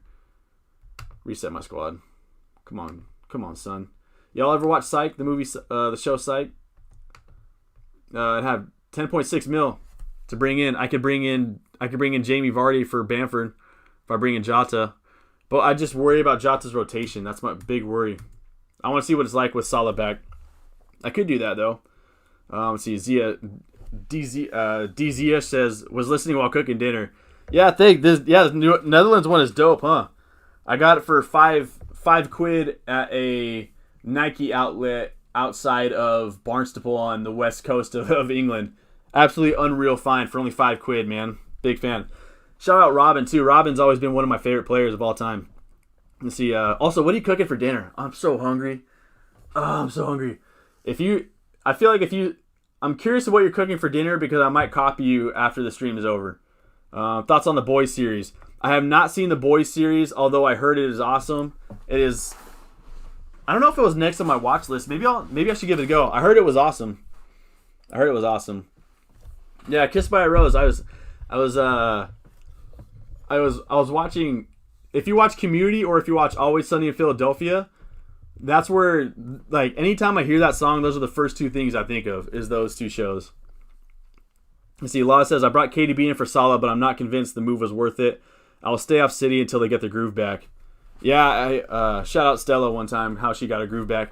I think that, I agree with you completely there, Laz. I think I almost did the Salah to KDB move myself, but I didn't want to. I was too scared to bring in a transfer to bring him back and lose like 0.1 in value. At the end of the day, I don't think I would have lost any value because I had him at 12 mil, so I wouldn't have lost any money. But it's so hard because then, like, the City name they've been scoring 100 goals every season for a few seasons now, and De Bruyne is at the middle of everything they do. And so you would think that he is on par for another huge season, but at 11.5 mil, that's so much to bring in for a squad who just isn't performing attacking-wise. I'm going to look at their stats real quick. Vamos. Let's see. As far as goals scored, Man City have scored less goals this season than Crystal Palace have. Man City have scored Man City have also, they've scored actually the same amount of games as Crystal Palace. Man City have the same amount of goals as Newcastle this season. They've only scored one more than Arsenal, and we all know Arsenal have been struggling themselves. They've scored two more than Wolverhampton, and we know Wolverhampton struggle. And yeah, dude, they're scoring just over one goal a game. They've given up, their goal differential is -1. Oh my gosh, and that's jeez. Yeah, so I'm not convinced on De Bruyne. Now, of course, if they start moving and they start clicking, and they look like the City that we've known for the past few seasons, or the past 8 seasons, or whatever it is, then I will definitely have to move on to KDB. But the good thing is I'll have I'll have to come up with a plan just in case they get clicking, so I can bring in De Bruyne in a while. Yeah, I agree, Laz. Those stats make them look worse than the eye test. I agree. I didn't think they were that bad. Like, look at this. Their expected goals is only 11, so not really. They're underperforming their expected goals, but it's not really that off. Let me see if their actual.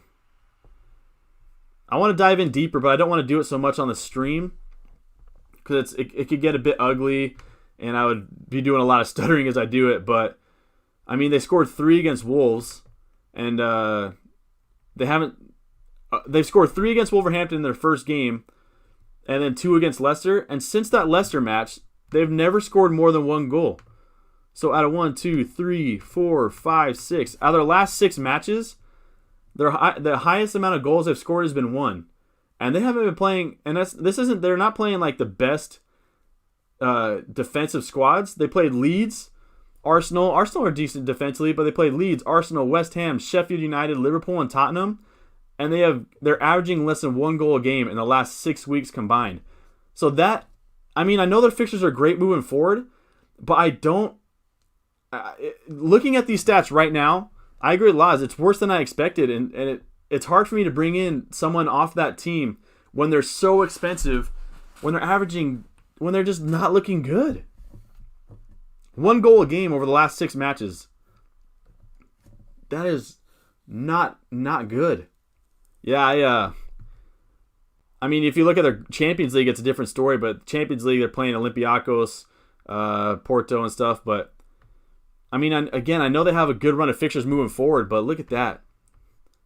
I kind of want to dive in deeper. I'm going to dive in a little bit deeper while we're at it. Their goals or assists minus PKs per 90 minutes is 2. Let's see where their shots at. That's defensive. Squad shooting. As far as shots per 90, they're getting a lot of shots off. They're getting a lot of shots on target off. So they're just not finishing. Is that what it is? I'm gonna dive in deeper in that this week. All right, I'm done with a bit of research. I'll get into that later, but that does not look good for City, and that does not warrant me spending 11.5 mil on someone when I could save, or 11.7 mil, 11.6 mil on KDB when I could save 1 mil and bring in Bruno. For me, that's what I gotta do. Where we at comment wise? Could KDB be on the decline? He is 29 now. I feel like it's a little too early to say that. I still think eye test KDB has looked really good. I think it's more the City attack that's let him down a little bit. He's still creating a ton of opportunities. If we look at his basic stats, as far as just attempted assists per game and shots per game, like he's number 1 in the league right now in shot creating actions per 90, and he had 6 shots versus Tottenham. He's averaging, it looks like 4 shots per game. And it's attempted assists. Like if we look at here, he's averaging. I don't know how to do the math. Should I do the math? 6, 11, 12. I shouldn't count that game. He only played 22 minutes. 6, 11, 14, 18, 24. 24 divided by 1, 2, 3, 4, 5, 6. He's averaging 4 shots per game, which is super high. And as far as attempted assists, he's got 9, 11, 14, 16, 19. 19 divided by 6. So he's getting 3 attempted assists off per game and 4 shots per game. So KDB, as far as that stat-wise, still looks really good. But the City just don't look that good, man. Let's see. Curry chicken. Oh. You know my love for curry, man. I was thinking about my top foods of all time on a side note. And in there has to be curry, jerk chicken, jollof rice, tacos, and maybe mac and cheese. Those are like my top 5, just off the top of my head. Yeah. So curry chicken. Oh, curry sounds so good. What kind of curry are you making? Sana says that's a good choice. Hamas to Jota and Bamford to Vardy. That'll leave me with Ziyech, Grealish, Fernandes, Jota, DCL. That is a stacked lineup, Sana. I like that a lot. That is, big fan of that. Had shepherd's pie. Oh, I had shepherd's pie 2 weeks ago. I forgot how shepherd's pie is so underrated, man. I feel like it's because maybe when I have shepherd's pie, a lot of time it's just like super unseasoned and pretty basic. But no, shepherd's pie goes hard, man. Big fan. Sean, you think Pep's contract extension may be related with Messi coming to the club? Personally, I think Messi is angry at Barca for not letting him leave and will look for payback. No comment. My 2 cents on that is I do think that a lot of that has to do with. Please have my camera be. All right, my camera's dead. I'm gonna have to switch to my webcam, which means it's about time for me to wrap it up. I'll wrap up the stream here in a little bit. Any last questions? Please get them in, and then I'll end this. I'll end this stream here, and then we can have a. And again, thank you everyone for showing up, man. Let me fix my camera because now I'm on laptop mode. As far as that, I think Pep's earned it for how good he's been for the past few seasons. And I do think that if I'll put it this way, if I was Man City, I would do anything it takes to bring Messi in. Now Messi's game has changed from what I have been able to see these last few matches. He's not as goal scoring as he usually is. He's more of a playmaker, but it's still beautiful. I still think, Messi is still phenomenal. And if I was City, I would do anything it takes. And I'll leave it at that. Barcelona has been, Apparently Barcelona don't want Messi anymore. At least that's what I read. I think that there is a media attack on Messi right now, whether it's the media strictly or it's kind of Barcelona's board kind of doing it. But it seems like from what I've been reading that they're making Messi the scapegoat and they're trying to take the high route and they're just making Messi look like the Messi look bad in any situation they have, and it's super frustrating, man. Messi is, in my opinion, Messi is the greatest player of all time. Now, if you say Ronaldo, I respect it. If you say Pele, I respect that. But for me personally, Messi is the greatest of all time, and it's so sad to see what's happening to him right now. Sometimes when he plays for Barcelona, he looks tired because they don't let him rest. Like they'll be up like 6-1 in a match, and then they'll be like, "Oh, we'll sub out everybody except Messi. You're gonna keep playing," which doesn't make sense to me. Then they rest him and they bring him on in the second half, like a week ago, and it was like, dude, this Messi is even better than the Messi we've seen, which is incredible. Anyway, it's hard for me to talk about Barcelona right now because I have so much just pent up emotions on what's been happening. I think me and Laz talk about it from time to time, and it's rough, man. We're in 10th place in the league right now, going into today. Let's see. City will turn around. They're too good not to. I agree. At some point this season, City are going to turn it around, especially with the run of fixtures they have. They're too good not to. They have so many solid players. It's only a matter of time. But for me, it's something I'm going to have to wait for. I can't plan on them turning around this week against Burnley. I think they play. If they get going against Burnley, then I'll be like, okay, now it's time to make my move. Go. But until then, I don't want to wait 4 or 5. I don't want to wait for this night to be over. Who sings that? Is that Nelly Furtado? No. Anyway, I don't want to wait for City to get going because I don't want to hold on to KDB for 4 or 5 game weeks when he's only putting in like 3 or 4 points every week, or on average when Bruno's going to be, if Bruno's going off. You know what I mean? So it's hard, man. That's my thought on that. But I agree. It's only a matter of time before City turn around. He said, he played well for Belgium on international break, I think. Yeah, dude, KDB is awesome. I'm such a big fan of KDB. Yeah. Barcelona, man. Barcelona.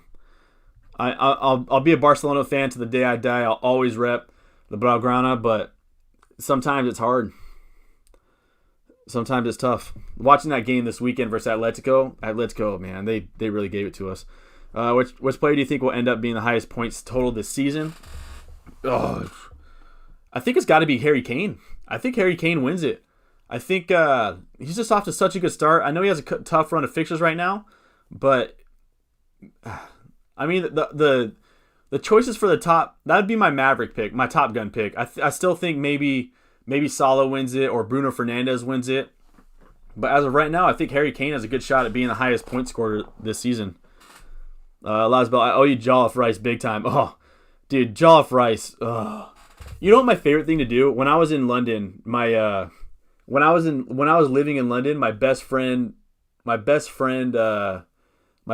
mom was born and raised in Nigeria, and I think he was born in Nigeria too. And they came over to London when he was at a young age.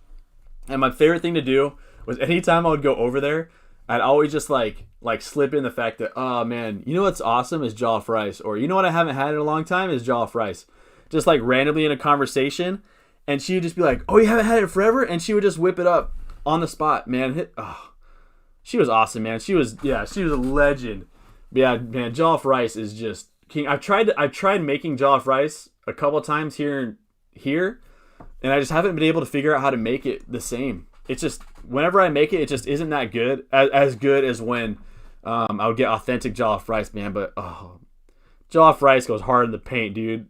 I'm so hungry. I need it now, man. I need to learn how to like properly make it.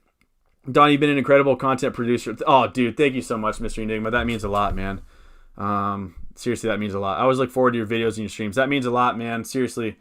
My biggest problem right now with making content is I don't know what else to make, because I feel like I'm just doing streams. Streams are awesome. I love doing the streams, but I'm doing team selection videos once a week, and I feel like I got to make another video.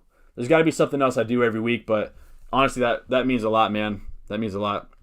Messi greatest, Maradona second. Maradona was so fun to watch, man. I mean, I wasn't alive when he was balling out, or didn't have TV when he was balling out or anything, but watching highlights, dude, Maradona is so sick. Gary Neville, greater than Messi, man. Again, each their own. To each their own, man. One of my buddies in my chemistry class last year said Zlatan was better than Messi, and again, to each their own, man. If that's who he thinks, go for it.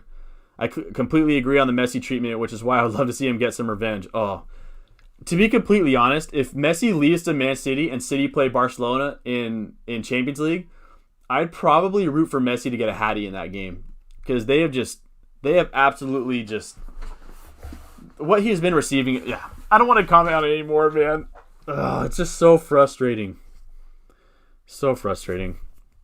70 points this week. 70 points this week. That is awesome. That's almost as awesome as your last name in Thor, dude. That is sick.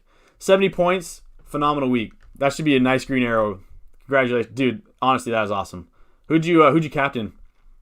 Laz says, do you think Coleman makes it to December? Jeez. Also, thank you for showing up to the stream, Laz. I always appreciate you showing up, man. Dude, you've probably been one of the most supportive people ever since I've created this YouTube channel. I appreciate you, man. Do I think Coleman makes it to December? I think he makes it until Zabi's ready to come. From what I'm reading, is Zabi's ready to become. It's just a matter of time. So I think he makes it the whole season, just because I don't think we go for another 6-month manager from December to May or whatever it is, and then Zabi comes over. But, dude, I mean, Barcelona just looks so bad. Let me look at what they're in right now, because they were in 10th place before league started today. They can't score at all. And that's the thing, too, is that they do some things. They have good opportunities, but they just can't finish. And PK is now out, it seems like, for 4 to 9 months, which is just so bad, man. Let me look at the La Liga table real quick. Yeah, I don't know. If I had to guess, I don't think he makes it. I don't think so. We're in 12th place. We're tied for 12th place right now. We're 4 points above relegation. 4 points above relegation right now. We are 12 points behind Real Sociedad in first place. That is an absurd, for Barcelona standards. That's bad, man. And I don't see us getting past the quarterfinals this year in Champions League. But yeah, the only thing that makes me think that he'll make it past December is the fact that we're waiting for Xavi to become manager next year. In my opinion. Thanks for showing up again. Promiscuous Girl, wherever you are. I knew it was Promiscuous Girl. No, that's not Promiscuous Girl. Promiscuous Girl is awesome, man. Promiscuous boy, all that I want. Yeah, that song went hard, man. That was when I was in high school. That was my girl's favorite song. Now I miss her, man. Yeah. That song went hard in high school, dude. I feel like at dances it would always be on too. How about City's Ferran Torres at 6.9 price? I heard on a side note that that Torres was that Barcelona tried to buy him, but he said no and went to City. Let's see, at 6.9, if he gets playing time, and if that's my biggest worry is playing time. The only people that I would if City start figuring it out and they start gelling and start doing really well attacking wise, the only players that I would want would be KDB and Sterling, because everyone else is such a rotation risk. Aguero and Jesus are battling for spots. Mahrez, Torres, Bernardo Silva. It's just at 6.9. I feel like I Diogo Jota than spending it on Torres, and that'd probably be my suggestion. Just rotation risk is too much. That hat trick was dope though. I feel you, but I did bring in Raz. I'm betting on City to do well next week. Again, that could pay off huge. If Sterling is a guy that obviously has such potential and can go off any given week, and if he starts clicking, man, you're gonna get a huge green arrow. So I'm not against bringing in. I'm not against players bringing in City assets because they are such a good team. They have such good fixtures ahead of them. But for me personally, I'm gonna wait. Oh, Curry, I'm so hungry. That sounds good. That sounds so good. Took out Robertson. Took out Robinson for target for a hit. Tom 96. I feel your pain because I also took out Robertson this week. I took him out for Cancelo and I took Son out for Ziyech, which was a net loss of 19 points, which would have brought me to about 66 points with Kilman to play. I feel your pain. I feel your pain, but I always tell myself that if I took out Robertson because it would allow me to fund bringing in for Bruno Fernandes, and so I'm not against that move. Even hindsight, I can't let the 12 points or whatever Robertson got today really dictate the fact that it was still a good decision for me to make. But man, that is gutting, absolutely rough. Yeah, that's tough. Yeah, man, I second that. Wait for these streams. No other YouTuber on the on your level. The Messi. I don't know. I'm definitely not the Messi of FPL streams, man. Definitely not. If anything, I'm like the. If anything, I'm the. I don't want to say any bad names. Yeah, I'm not gonna bring it. I just try to make it as fun as possible, man. I feel like I'm better at streams than I am at creating videos. I think in the future too, when I start going to grad school, I think I'm just gonna stream once a week and I won't be making any videos. I think it's gonna be streaming on Sundays. That's it. But I love streaming, man. You guys, in all honesty, you guys are the ones that make the streaming so fun. Because if I didn't have you guys creating the conversations for me to go along with, man, my streaming takes a huge hit. Y'all are the goats for that, man. I appreciate you guys. It's hard to see the Messi disrespect, dude. Imagine it's hard for me to say a player is bigger than the biggest club in the world or top 3 biggest club in the world, but Messi is the biggest player out. Like him and Ronaldo are the biggest players in football that I've ever seen in my life. Like Thierry Henry was great. Zinedine Zidane was phenomenal. Let's see, who are some other great players? Kaká was incredible, but nobody is at their level to where, like, in my opinion, Messi should have like 6-7 statues outside of Camp Nou. Like he is an absolute GOAT. Again, you give him every statue you want. You could put statues all around Barcelona, Catalana, everything. But they're choosing the opposite route and disrespecting him. You know what I mean? That's like now you got me going, man. It's like when you're young and your girl or your guy breaks up with you, and so you decide to just drag him through the trash. Like I had a girl who dumped me like right before a pandemic hit, and instead of taking the high road, she's like dragging my name in the mud. I don't understand it, man. I appreciate it. It was awesome. She was awesome. I don't understand the disrespect for your exes. I don't understand, unless of course, they're toxic and do terrible stuff. But Messi's the GOAT, man. If now you got me going. Now you got me going, man. There was a great Maradona documentary recently that came out that shows a lot of his home personal footage. I need to check it out. I need to check that out. What's that documentary? Do you know what platform it's on? Bruno was my captain.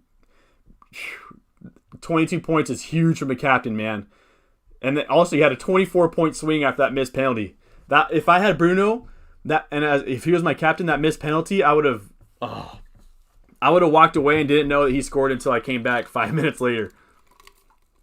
Potential video idea, wild card ideas. I see if people do that.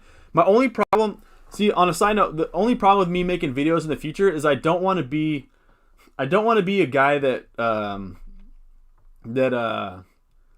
I don't want to be the guy that comes off as like the genius of FPL. You know what I mean? I don't want to be the guy that says these are my players I'm trying to bring in, or these are the players to bring in. These are the best captaincy options. Because I want to be the guy. I think my lane in FPL is to make it fun and enjoyable. So if I did that wildcard video, maybe I could do that. That's a good idea. But again, I want to stay away from the. I want to let Let's Talk FPL do those. I want to let FPL Tips Harry do those. You know what I mean? I should if I could, I'd rather do podcasts than make team selection videos. But my buddy has been incredibly busy with life, so we haven't been able to do podcasts. But yeah, I want to do something more. I don't know. Wildcard's good. I think we talked about it last week where we would do. I thought about doing these are players I'm thinking about bringing in, but in all honesty, I think the future would probably maybe be streams and podcasts. I don't know, just thoughts. Let's see. Yeah, I think Maradona had a camera crew follow him around so he couldn't get falsely accused of crimes. Yeah, I've started to really enjoy football players or soccer players or basketball players who bring a camera crew around because we really get to see their life and what they go through. Because when I started playing in college, I had no idea the type of commitment and the things that players at those kind of levels did, and it was nice to see what they actually go through and stuff like that. And I want to see more of it, like all or nothing documentaries. I want to see more, and inject those things into my veins, man. In the words of Britney Spears, gimme more. Let's see, where we at? Common in Italian football for protection as things like getting robbed. Oh yeah. Also gnocchi. Gnocchi is also a top food of mine. I love gnocchi. Speaking of Italy. Eric Castillo says a good video idea could be rating our teams and potential transfer ideas going into the next game week. I could do that, but again, I personally kind of want to stay away from the genius side of FPL. I just want to do for things for fun. But I could rate teams. That'd be fun. I could just but yeah, I could. That'd be fun. Yeah. Because I definitely want to do something different. I definitely don't want to do the transfer targets, the captaincy videos, I want to kind of break away from the norm, and I don't know. But I do like that idea of rating teams. I could do that maybe winter break or something. I definitely thought about. I don't know if I talked about it earlier, but I definitely want to do the videos on Fridays or Thursdays where it's these are players I'm trying to bring in, right? So not necessarily players to bring in this week, but players that I'm having an eye on for the weekend, right? So last week I didn't make the video because life got too hectic, but Alex Telles, Jamie Vardy are players that I'm going to be watching this weekend and see if I want to bring in the next week, right? That's a video that I thought about doing because I don't necessarily see players talking about what to look for in the weekend for the next week after. Maybe that's something I do. But I like these ideas. Please, if you have any ideas, I would love to hear them, man. I do like that idea. Speak some Spanish. What do you want me to say? I'm still trying to learn some Spanish. So, do you speak Spanish? I can speak a little bit of Spanish. I can hold a conversation. I don't know if I can just come out of the blue and say something. Yeah. If you speak in Spanish to me, I can speak in Spanish back. Pero yo tengo pensar antes todos los palabras yo digo. For a video idea, how about you pick one team in the mini league and analyze it? That'd be dope. That'd be cool, man. I wouldn't mind doing that. Or I could just I could do that. I could even rate Magnus Carlsen. I could break down Magnus Carlsen's week every week until he joins my stream. Every week I say, this is the transfer he made, this is why he did it, and this is how it paid off. Please come on my stream. I really want him on my stream, man. For a video, yeah, that'd be sweet. Joe Cole is greater than Messi. Shout out Ashley Cole. Who is Ashley Cole's wife? What? She was a singer, right? I forgot what her name was, but she was a singer, if I'm not mistaken. Let's see. Eric Castillo, thanks, Alex. Sean, the documentary is called Diego Maradona. It can be streamed on. Oh, I got HBO Max. Check. Screenshotted it. Got it. Gonna watch it later. Don, your selling points are that you're not British. Yeah. Shout out California one time. Shout out Vince Staples and Snoop Dogg, and that you're still relevantly inexperienced. I think that's my thing too. Is Yeah. A lot of content creators are saying like, oh, look at me, I got 80 points this week, but I'm just a man of the people. I'm the people's champ, dude. I'm not the people's champ, but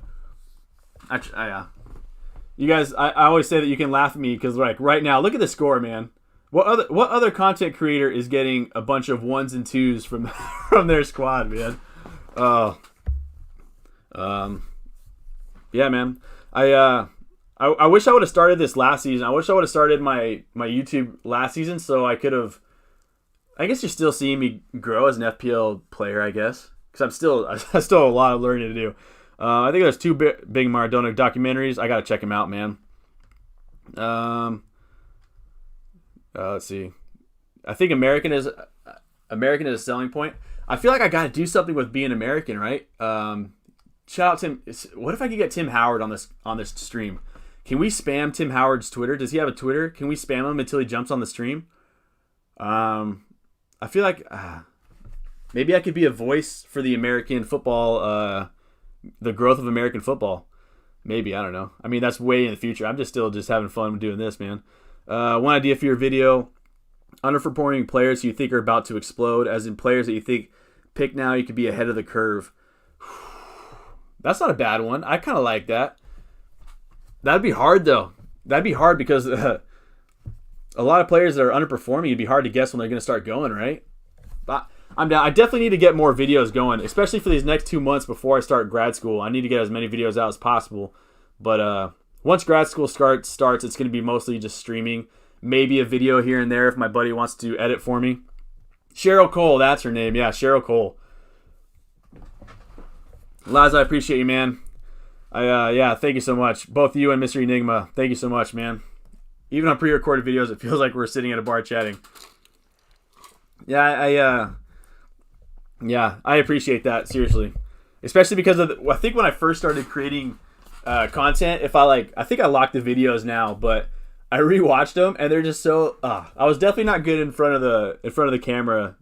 I was not even close. Yeah, I was terrible, but I appreciate that, man. Let's see. Alex, predict a team of 11 which you think is going to get the most points for the week. I could do that, but again, I kind of want to stay away from being the genius of FPL because I'm not, for one, and I want to be something different because there's already so many people out there that are doing that lane. Already a lot of people that are already creating a bunch of that kind of style. I mean, I like a lot of these ideas. Please keep them coming. But for predicting the best 11, I kind of want to let the I could do that, but I kind of want to stay away from it a little bit. Again, I really want to do podcasts. I feel like podcasts would be like YouTube videos are fun and everything, but I feel like podcasts would be right up my alley, man. Just absolutely getting off topic, talking about just the most ludicrous things and relating it all to FPL. But yeah, I like these ideas. I'm just keep screenshotting them because I like them. Screenshot. Now I'm hungry. Because I could, like, if I did a podcast, I'd be like, I feel like I would talk like 5 or 10 minutes with my buddy about what our top 5 foods are. Because now I'm just hungry for jollof rice. Where are we at? 100%. Yeah, I appreciate that, Mystery Enigma. Seriously, that means a lot, man. Let's see. Bruno saved my game week. I'm on 53 with Sice to play. If he doesn't play, I'll get Dallas points off the bench. I would never be more pumped for Sice to not play than right now. Because 1, that means that Kilman comes on for me, and 2, that means Dallas gets 6 points off the bench for you. On a side note, what are you planning on doing with Sice? Are you going to get rid of him? I'm super curious to see if he what the situation with him and Kilman is going to be moving forward. But yeah, 53 points is still a good week. That's a good green arrow. Especially if you get 6 points off the bench of Dallas, you're on 59. Anything above 50 for me every week is good. Don is greater than Messi. Definitely not greater than Messi, man. Messi es mi idolo. Messi y Kobe Bryant y yeah, es mi idolos. Yeah, absolute legend, man. Yeah, Gary Neville's better than everybody. Period. Also, Neville Longbottom is also better than everybody. That dude really put Hogwarts on his back, dude. Yeah, down at some stream, dude. You guys are being way too complimentary, man. No, but thank you, seriously. I appreciate all of it, man. Sometimes content creating is tough, man. Sometimes there are days where this is why I always shout out people like Americans Talk FPL, FPL Ibracadabra earlier in the stream. Why am I blanking on their name? FPL. Why am I blanking on their name? Now I got to go through the chat. FPL Prem Tipster. This is why I always shout them out, because there are days where a team selection video will take me like 10 hours to make, with all this researching I got to do, scripts that I got to write, recording, editing, graphic designing, all that. So it could get tough, man. So I appreciate these comments, man. Let's see. Tim Howard is so good. Dude, Tim Howard is awesome. You know why I love Tim Howard on NBC Sports? Is because he keeps things 100, right? So when you see someone score a goal, most announcers will be like, "Oh, that was a good goal there. It was well done." Tim Howard will be like, "You know, it was a good goal. He did everything expected, but I expect more from here." And he breaks down why the goal happened, right? He'll break down that because Cancelo was napping a little bit, and the center halves weren't talking a lot, that allowed Son to creep in behind and get be able to come away with a shot on goal.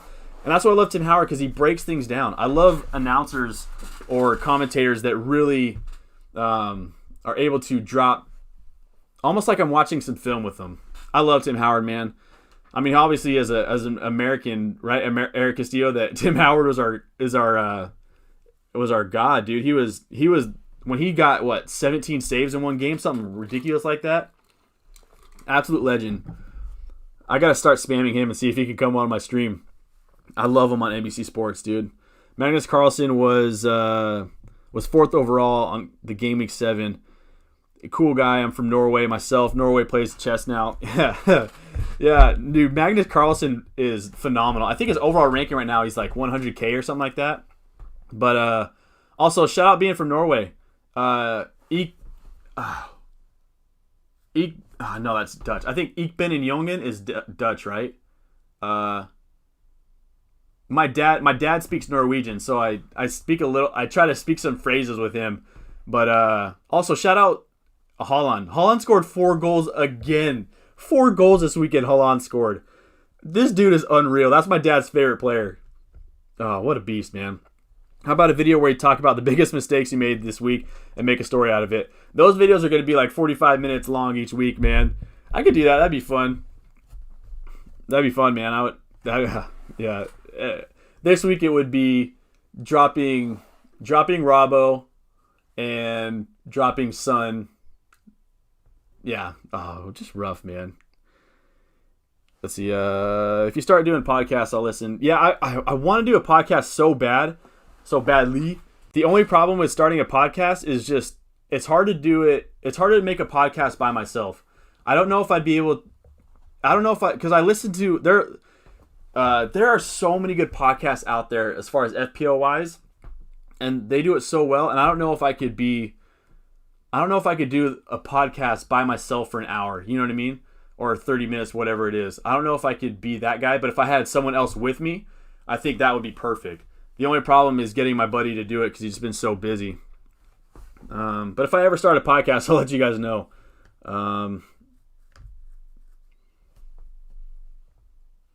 Let's see. FPL rap video. Yeah. Oh yeah. If you want to be on my podcast too, I'd for sure. I feel like I need to get you guys onto my videos too. I don't know how I'm going to do it, but I would love to have you guys on my videos. Just give a quick recap of your squad or something. Maybe that's what I should do. I had an FPL with the community preseason, right? Maybe I should go back to doing FPL with the community and just have people come on and talk about their squads. Have it like a little Jimmy Fallon type interview. What's for dinner? Just kidding. Do you have food? What is that? Cookies? Yeah. Oh yeah. Pumpkin chocolate chip? Ooh. Yeah, switch me. Sick. Roommate just made pumpkin chocolate chip cookies, man. You see that? You guys care if I eat on stream? That's good.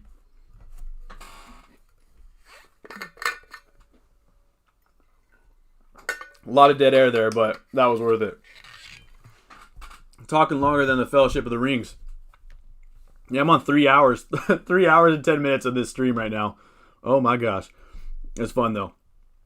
Let's see. Market for FPL rap videos. I know if I think if anything, I would do like a TikTok of that, because then I could do it like every week, like a recap or something. But you know what's funny is I was actually the other night I couldn't sleep, and I started thinking of some actual lines for if I actually did an FPL rap. If I did like once a week, I did an FPL recap. That'd be cool. Except for I'm so bad at rapping. I'm so bad. It would just be so. But then again, it would be for comedy, right? Comedy purposes. Maybe I just do that. That'd be so ludicrous, but I would have to. If I did that, it would have to be. If I for real did that, I don't know one where I would get instrumentals from. Like, do I just steal instrumentals from like Rick Ross or something? Or, but yeah, I think that's what I would do. But it would definitely have to be something that I'd put a lot of time into, and it would have to be good. It would have to be good.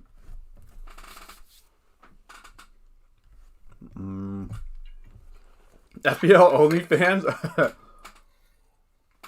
No lie, this chick that I was, this woman that I was talking to when I was living in Utah, going to school. She just now became an OnlyFans content creator, and she keeps posting on her Snapchat like how many people view her stuff. This chick's up to like the top 4% of all content creators. Crazy, man. I guess that's my link to someone being famous. FPL stream where each point you score. FPL stream where each point you score, you take a shot. Oh my gosh! Actually, you know what? This week it would have been all right. Because this week the city Spurs game would have left me at 5. The Aston Villa game would have left me at 2 combined. So maybe, man. I still want to do. I think we talked about that last time, where I want to do a live stream of me watching a show or watching a game. I want to do that bad, but I was busy yesterday for the Tottenham City game. Mr. Name, I fully expect you to be making less contact when you go back to university. That's okay. You've already left an incredible. Thank you so much, man. On the FPL community, yeah, God bless America. We need some blessings here in America right now, man. I appreciate that, man. I'll still try to make content when I go back to uni, but it's definitely gonna have to be definitely be patient with me. I'm still gonna at least stream once a week. It might only be 1 hour, so it's gonna it might be super quick. It won't be these 3-hour ones, but I just love making these. I just love FPL, man. Let's see, Eric Castillo. I'm also a fan. Yeah, Rebecca Lowe is awesome. Tim Howard is awesome. They some of the commentators they have for America, because one of my biggest things with football growing in America, one of my biggest problems is, and I know commentating is an incredibly hard thing to do, but when Americans turn on the television and you have an announcer that's commentating for a game, and he's talking like this, and he's like, well, that's a really good thing because he's getting up the pitch and he's getting a couple of shots off. I thought he's looked good today. You know, like talking like a golf commentator. I feel like Americans, we need a stimulation. We need to keep going. And so we need a little bit more passion and passion shown on the sleeves, right? And for me, I think, Rebecca Lowe and Tim Howard are doing phenomenal at their jobs, man. Shout out to them. Magnus tripled up on United this week. Bold move. Yeah, I wonder what he's going to do with that, because he has Martial, right? And Rashford. I don't know if he sticks with them long term. Should I bring up his squad real quick? Let me do it. FN11. This should be him. Magnus went. This is his wild card from a few weeks ago. Gameweek 9. Yeah, this is Magnus Carlsen's team right now. He had Salah. He kept Salah. He's going to have Brewster off the bench instead of Dallas. He's away with 64 points with Kilman still to go. So breaking down his squad real quick. Go back to full screen. Breaking down his squad, he's got a lot of money invested in his bench between Robertson and Chilwell, but he's relying on Kilman to play. So if he doesn't have Kilman play, he has a 4.5. And for Dallas, if Kilman didn't play, he went triple United, but Bruno being his captain, kept Salah, and he's going with a cheap option in Bowen moving forward. As far as money in the bank, he's got 1 mil in the bank. so he can upgrade Bowen if he really liked. But Bowen is 6.3, so he could go maybe Zaha. I don't know exactly Zaha's price right now. Yeah, this is Magnus Carlsen's squad. See, this is what you get on the Don's FPL channel, man. You get me looking at other people's squad because they did really well. These pumpkin chocolate chip cookies are lovely. Let's see, you got tripled up on United. He only has Salah and Robertson. For Liverpool. He's got Chilwell, so he has no Chelsea attackers. He only has DCL, which makes me feel good about getting rid of Hamas this week. If Magnus is doing it, then I'm doing it, man. Monkey see, monkey do. Is that a phrase in anywhere but United States? Yeah, Grealish. Yeah, so he can upgrade Bowen. He's going the cheap option with Bowen. I'd be curious to see what he does. Because in my opinion, I would get rid of Martial. If it were me looking at his squad, I'd get rid of Martial. But yeah, I don't know. Magnus Trip, yeah. Neville is greater than Haaland. Dude, I want Haaland so bad on Barcelona. Dude is balling out, man.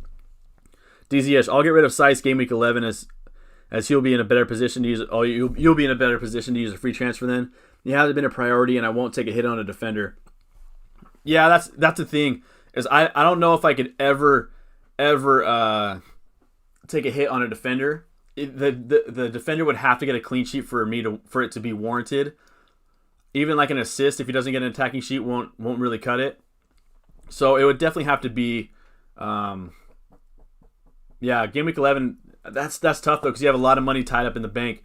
But I get it, man. I get it. And you never know, he could get his job back. Let's see. But that is tough. That is tough because Seiss is definitely somebody that I would like to get rid of moving forward. But it is what it is. Let's see. Eric Castillo says we can maybe use Discord to call in for that.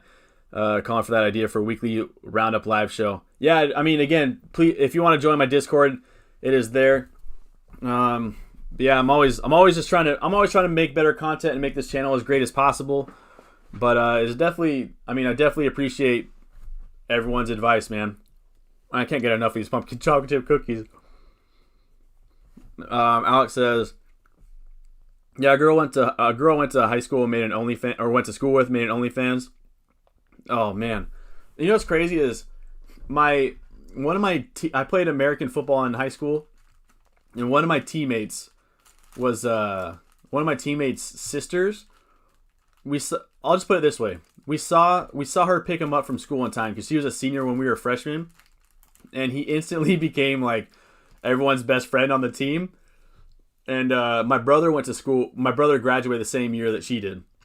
So my brother still knows her really well, or knows her decently well. Like they'll see each other at like a reunion or at the bar, and they'll be like, "Oh, I haven't seen you in forever." Yeah, this woman turned out to be a Playboy bunny. Who would have thought? Crazy, man. Mystery Enigma, Don. If you were ranked number 1 in the world going into the final game week, and someone offered you $100K to take a -16 hit, would you do it? Oh. Well, at this moment, physical therapy school will cost me so much money. I'd probably just take the $100K and run because I don't want to be in debt for so long. But I don't know, dude. I don't know. That would be so tough because I'm essentially giving up the number 1 ranking or a chance at number 1. There's so much that can go into that. But again, I would like to pay off physical therapy school and not be in debt forever. So yeah, give me $100K, give me $50K, give me $10K. Yeah, I need yeah. But I would definitely take some taking, man. Number 1 in the world. Oh, well, yeah, that would be. Could you imagine too if you're number 1 in the world and you took that bet, and then it turns out that the team that you would have had would have given you number 1? Oh, that would be rough. But yeah, physical therapy school is expensive. Let's see. I would take $50K. Yeah, $50K, $10K, 50 quid. Just give it to me, man. At this point, yeah. I've also one of my biggest regrets in life, speaking of that, is that not my biggest regrets. One of my biggest regrets in life is that growing up, I would just do the stupidest things all for a joke and a laugh. And it wasn't until like I was 20 years old, and my buddy was like, "Oh, give him $10 and he'll do it." And someone was like, "Okay." And so, yeah, I did stupid stuff just for a joke and a laugh. Like, for example, someone had a taser one time. I was like, "Would you be down to do this?" And I'd be like, "Yeah, I'd be down." And then someone was like, "You could probably have them give you money to do it." That's kind of the person I am. I do things for a joke and a laugh more than anything. And to be completely honest, if someone was like, "Hey, would you take a minus 16 hit as number one just so you could do it and it would be funny?" I'd probably just be like, "Oh, that is funny," and do it. Just like probably me transferring in Bruno Fernandes right now. I might do it right now live on stream because it's 25 minutes it gets updated. Should I just do it right now? Let's see. On a side note, next stream, should I just pretend I'm Magnus Carlsen and say this is my squad and see how long it takes for people to call me out? Number one last year, lost it for some reason. Yeah, someone leaked his group chat and he said some incredibly racist remarks last year. Incredibly racist remarks. Very, yeah. Life is short, man. Life is beautiful. We gotta love. We gotta love each other. We gotta be kind.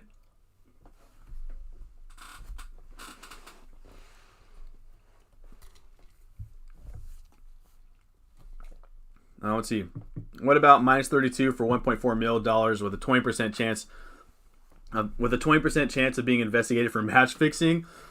Oh, 20% chance. Would the IRS come after me then?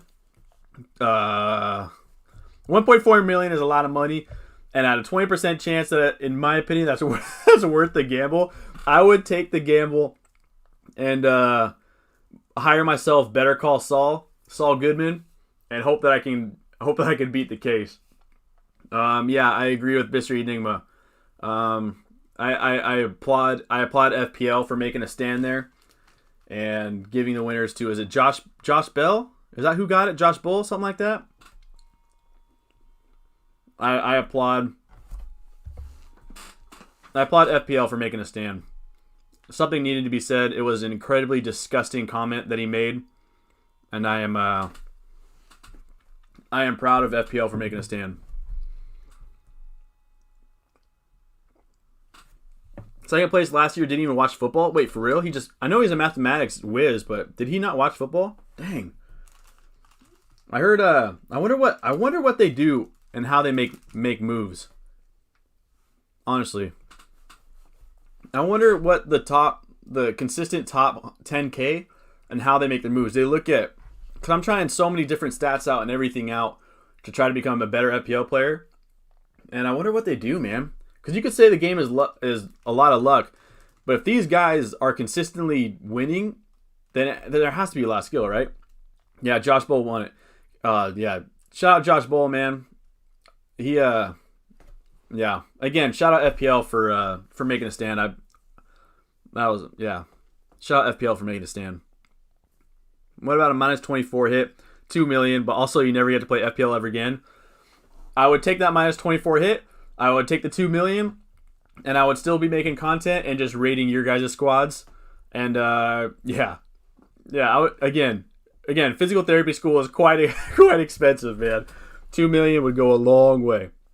Let's see. I think what would stop me from taking money is if, that much money. I think it would be being investigated by like the government for taking the money, or I don't know.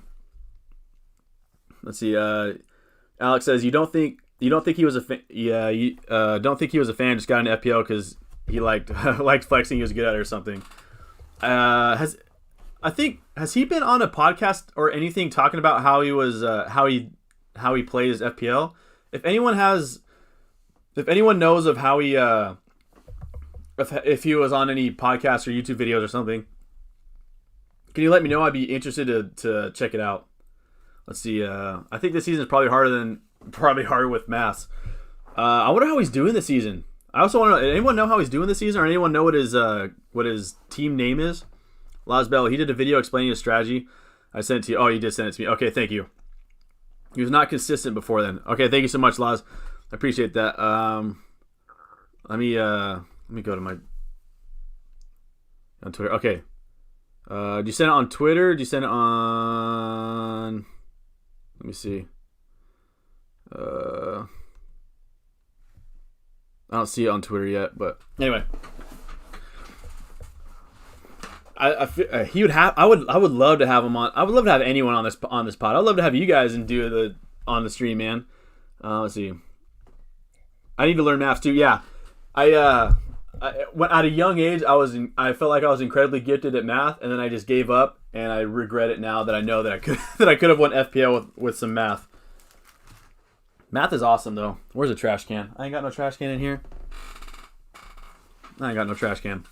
Should I transfer in Bruno Fernandes right now as my last minute stream? As I got to go here pretty soon. Let's see.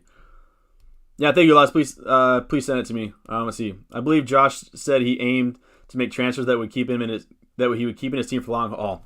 That's what I noticed for sure. Is when I went and broke down players in like the top 10 players last season. What I noticed is that they had like a main foundation of like 7 or 8 players that essentially never left their squad. So they had like Trent Alexander-Arnold, Kevin De Bruyne, Mo Salah. I think he had Martial. Bruno Fernandes came in late, so I don't count him. Who else was really good last season? Jamie Vardy. A lot of players that... Because that's the thing too, is if you get these high-quality players, like Mo Salah last year with Trent, with Harry Kane, if they keep balling out, there's no sense to get rid of them. They're going to come around sometime. So I think that's something to be said, is that they have a foundation of like 7 guys that just never move, and everything else is moved based on form, based on fixtures, based on who they're playing, based on pricing, stuff like that. I did a maths degree and still can't work out FPL. Yeah, I can't work out FPL, period, man. Let's see, he didn't make a good career out of it. Oh yeah, he does massive cancer. He's finding a cure for cancer too. Are you serious? So this dude won FPL and is consistently working to make the world better.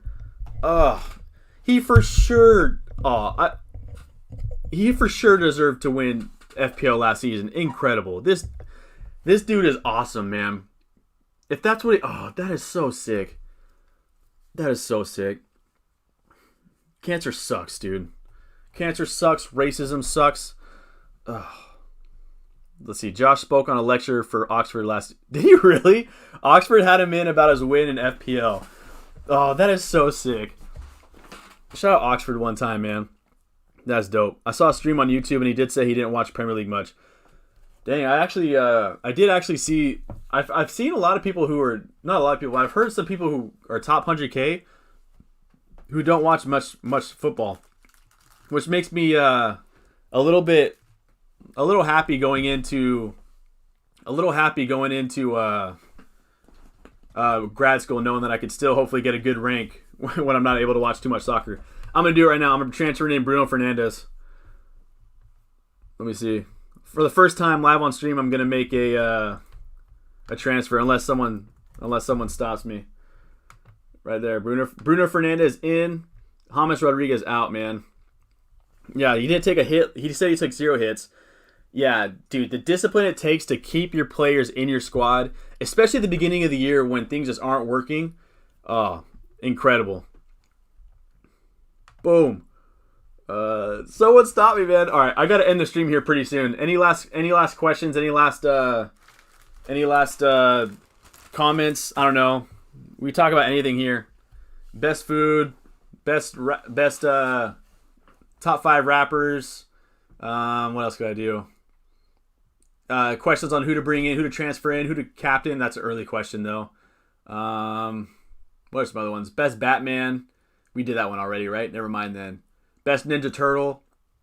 I know the name Donatello's is my league name, but it's definitely not the best Ninja Turtle in my opinion. Also, speaking of chess, does anyone watch The Queen's Bandit? Is that any good? I heard it's good. All right, let me get back. I don't think I could get into watching or being interested in the game itself. Yeah, that's interesting. Yes, Bruno's move, Mr. Consistent. Here it is, man. I just love football so much, man. I don't know how I just love football, dude. I love football. You know what the beautiful thing about sports is too? Oh, there's just so much beautiful. I can't even. That's a long video itself. Let's see. What's my favorite food? My top 5 favorite foods are I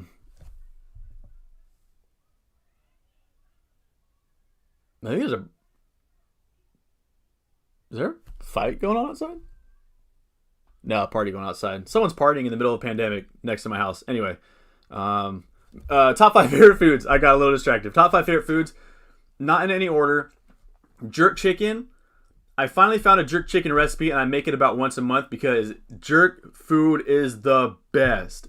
Again, not number one, but jerk chicken is incredible. One day I'll go to Jamaica and go to a jerk festival where they like have jerk chicken, jerk ribs, everything.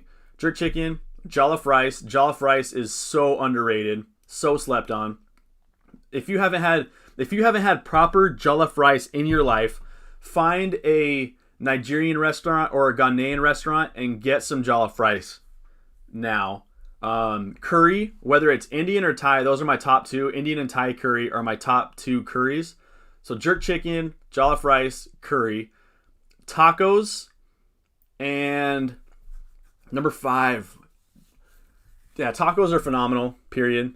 Like, especially here, if you've ever been to California and you're walking on the streets and you see like someone on a taco truck or someone with with just like a grill, especially if you go to like a soccer game or a baseball game, afterwards they have like there'll be people making tacos on the streets. You have to stop there and get one. It's so phenomenal. Those are my top 4. Maybe mac and cheese makes it in the top 5. I don't know, but as of right now, I know I'm missing one that's big, but those are my top 4. Last words, thank you very much. I appreciate that, Laws. I appreciate you, man. You've been so supportive to me ever since. Dude, you've been supportive to me almost since day one. Has it been since day one?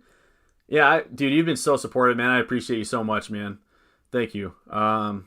What's a good random movie to watch? I mean, obviously we have Shawshank Redemption. That's the best movie of all time. Let's see. The Matrix. If you haven't seen The Matrix, I'm just going off for movies I've seen lately. I don't know. I love movies, but I haven't seen too many lately. The Bourne movies are dope. We talked about Lord of the Rings. If you haven't seen Lord of the Rings, dang, good random movie to watch. Dumb and Dumber, Tommy Boy. Dang, I don't know. Where's some good movies? I wish I had more off the top of my head. I feel like Shawshank, Pulp Fiction, Dark Knight, obviously. Dang. Should I go to let me go to IMDb 100 real quick. I'm gonna go through the top 100 movies of all time and see if I can get some last ones in a minute. Let's see. I have never seen The Godfather, so I couldn't tell you about The Godfather. Dark Knight. I've never seen 12 Angry Men. Schindler's List is incredibly emotional. Obviously, Lord of the Rings. Fight Club is dope. Forrest Gump is incredible. Inception. Shout out Star Wars, man. Star Wars is awesome. If you haven't seen Clone Wars or Rebels, the cartoons, they're pretty cool to watch. Zoom in a little bit more. Never seen The Goodfellas. Maybe Last Samurai with Tom Cruise. Silence of the Lambs is good. Saving Private Ryan is phenomenal. Let's see. Now I'm just going. I haven't seen Interstellar. American History X is incredibly. It could be a tough watch, but the ending is I think the ending is important if I remember it right. Gladiator. Yeah, let me just go with those. Gladiator. Let me go to the bottom. Wally's incredible. Into the Spider-Verse. Let's go Into the Spider-Verse. If you haven't seen Into the Spider-Verse, go watch Into the Spider-Verse. And let's see. Those are my random movies to watch off the top of my head. You can find that lecture here on YouTube, and I'm screenshotting it. FPL Family video. They're awesome, too. FPL Family is awesome. Sam referenced it, okay? Live transfer. Here goes. Are you guys ready for my first live transfer of all time? Boom. Yeah! I did it, man. Now let's just hope no one on my team gets injured this week. Oh, that feels good. I've never done that before. All right. Why did I drop James Rodriguez? Because Magnus Carlsen dropped James Rodriguez. Let's see. Best things about sports is all backgrounds and races mixed together. 100%, dude. That is such a beautiful part of it, man. Like like when I was playing in college, I was able to see so many different cultures and so many different people. It was just able to like eye opening. You're able to make like Remember the Titans. Watch Remember the Titans, and that pretty much explains your point, man. It is beautiful. Sports really brings this world together. Good vibes, brethren. Thank you so much. Looking forward to winning the Donatello Mini League. Hey, if you win the Donatello, I don't know if I have any prizes for winning the Donatello Mini Leagues. I gotta find something. What prize should I make for someone winning the Donatello's Mini League? Anyway, that'd be awesome. I hope you do. That'd be sweet. All the best, man. Another great stream. Thank you so much. I appreciate that. Django Unchained. Django Unchained is really good. I watched that one in theaters. And yeah, that one's good. The Game with Michael Douglas and screenshotting that. Inglourious Bastards. I've never seen Inglourious Bastards before. Definitely never seen Inglourious Bastards before. It's always been on my watch list. I think it's saved, and I think it's on Netflix. Is it? And it's saved in my queue, but I've never gotten around to it. Into the Spider-Verse is incredible. Probably my favorite Spider-Man movie of all time. Deadpool. Oh, Deadpool is so funny. I love Deadpool. Usual Suspects. Never seen that. Quentin Tarantino. I need to watch more of his stuff. Pulp Fiction. Incredible. Yeah, definitely avoid the spoilers. Always avoid spoilers. Death Proof is underrated Tarantino movie. Screenshotting that. I'm so happy that I have James Rodriguez. I can feel you will be sad next. Yeah. So I've dropped Sun. I've dropped Sun twice this week, and he went off for like a 10-point performance and a 24-point performance after dropping him. I dropped Robbo last week. Can I see my transfer history? I really got to wrap this up. Let's see, Gameweek 7, I dropped. I didn't drop anyone here. I didn't make any transfers there. That was a bad week to pick. Gameweek 5, that's not what I wanted to do. Gameweek 5, I dropped. I wildcarded the week after this. Bale went off and scored a goal a couple weeks later. Barnes scored a few weeks later. I'm just the king, dude. Yeah. Congratulations to everyone who has James, who will now go and drop a 12-point performance this weekend. Yeah. Anyway, let's see. Wrapping up. Pulp Fiction, incredible. I already read that one. Let's see. Sean, do you like Friday Night Lights about Texas football? I watched the first season. Of the television show. The movie was dope. You win, got to put Booby in. Yeah, I'm a big American football fan, so just as much as I am a football fan, yeah, Friday Night Lights is awesome. I haven't seen the TV show all the way through yet, though. If you like Bad A Woman, like Wonder Woman, you like Girls and Death Proof. All right, I'll check it out, man, for sure. All right, I'll watch Death Proof. I haven't seen it yet. I haven't even heard of it, so it might be a huge thing. All right, so that wraps up my squad. Now, my transfer, my team selection video. All right, this wraps up my video. Unless you have any last questions you want me to get to in the comments. Thank you, everyone, for showing up, man. I think this is on the record for my longest stream of all time. We're on like 3.5 hours. I'm going to have to ice my larynx after this. Yeah, thank you for everyone for showing up. You guys have been incredibly interactive, incredibly supportive. I don't know if we'll have anything dropping this week. Work is getting on top of me right now, so we'll see. If not, I'll see you guys next week. I'll stream. I'll see if I can stream next Sunday. If not, I'll see you for a team selection video, and then the Friday before for a live stream last minute transfer. Everyone who's celebrating Thanksgiving, happy Thanksgiving. Enjoy it responsibly. Congratulations to everyone who owns James Rodriguez, considering I just dropped him out. I just did my first live transfer on a live stream. You guys have been incredibly supportive again. Discord below. Mini league description below. And with all this talk, take some time out of your day to make someone smile. It could go such a long way. Life is hard, life is short, but life is beautiful. With all the madness going on in the world today, again, we need to spread some more love, man. And as always, have a great week this week. Have a great week this week. I'm stumbling through this. We'll get through it. Have a great one, y'all. Take care. Don out. Make someone laugh, man. Thank you again for being so supportive.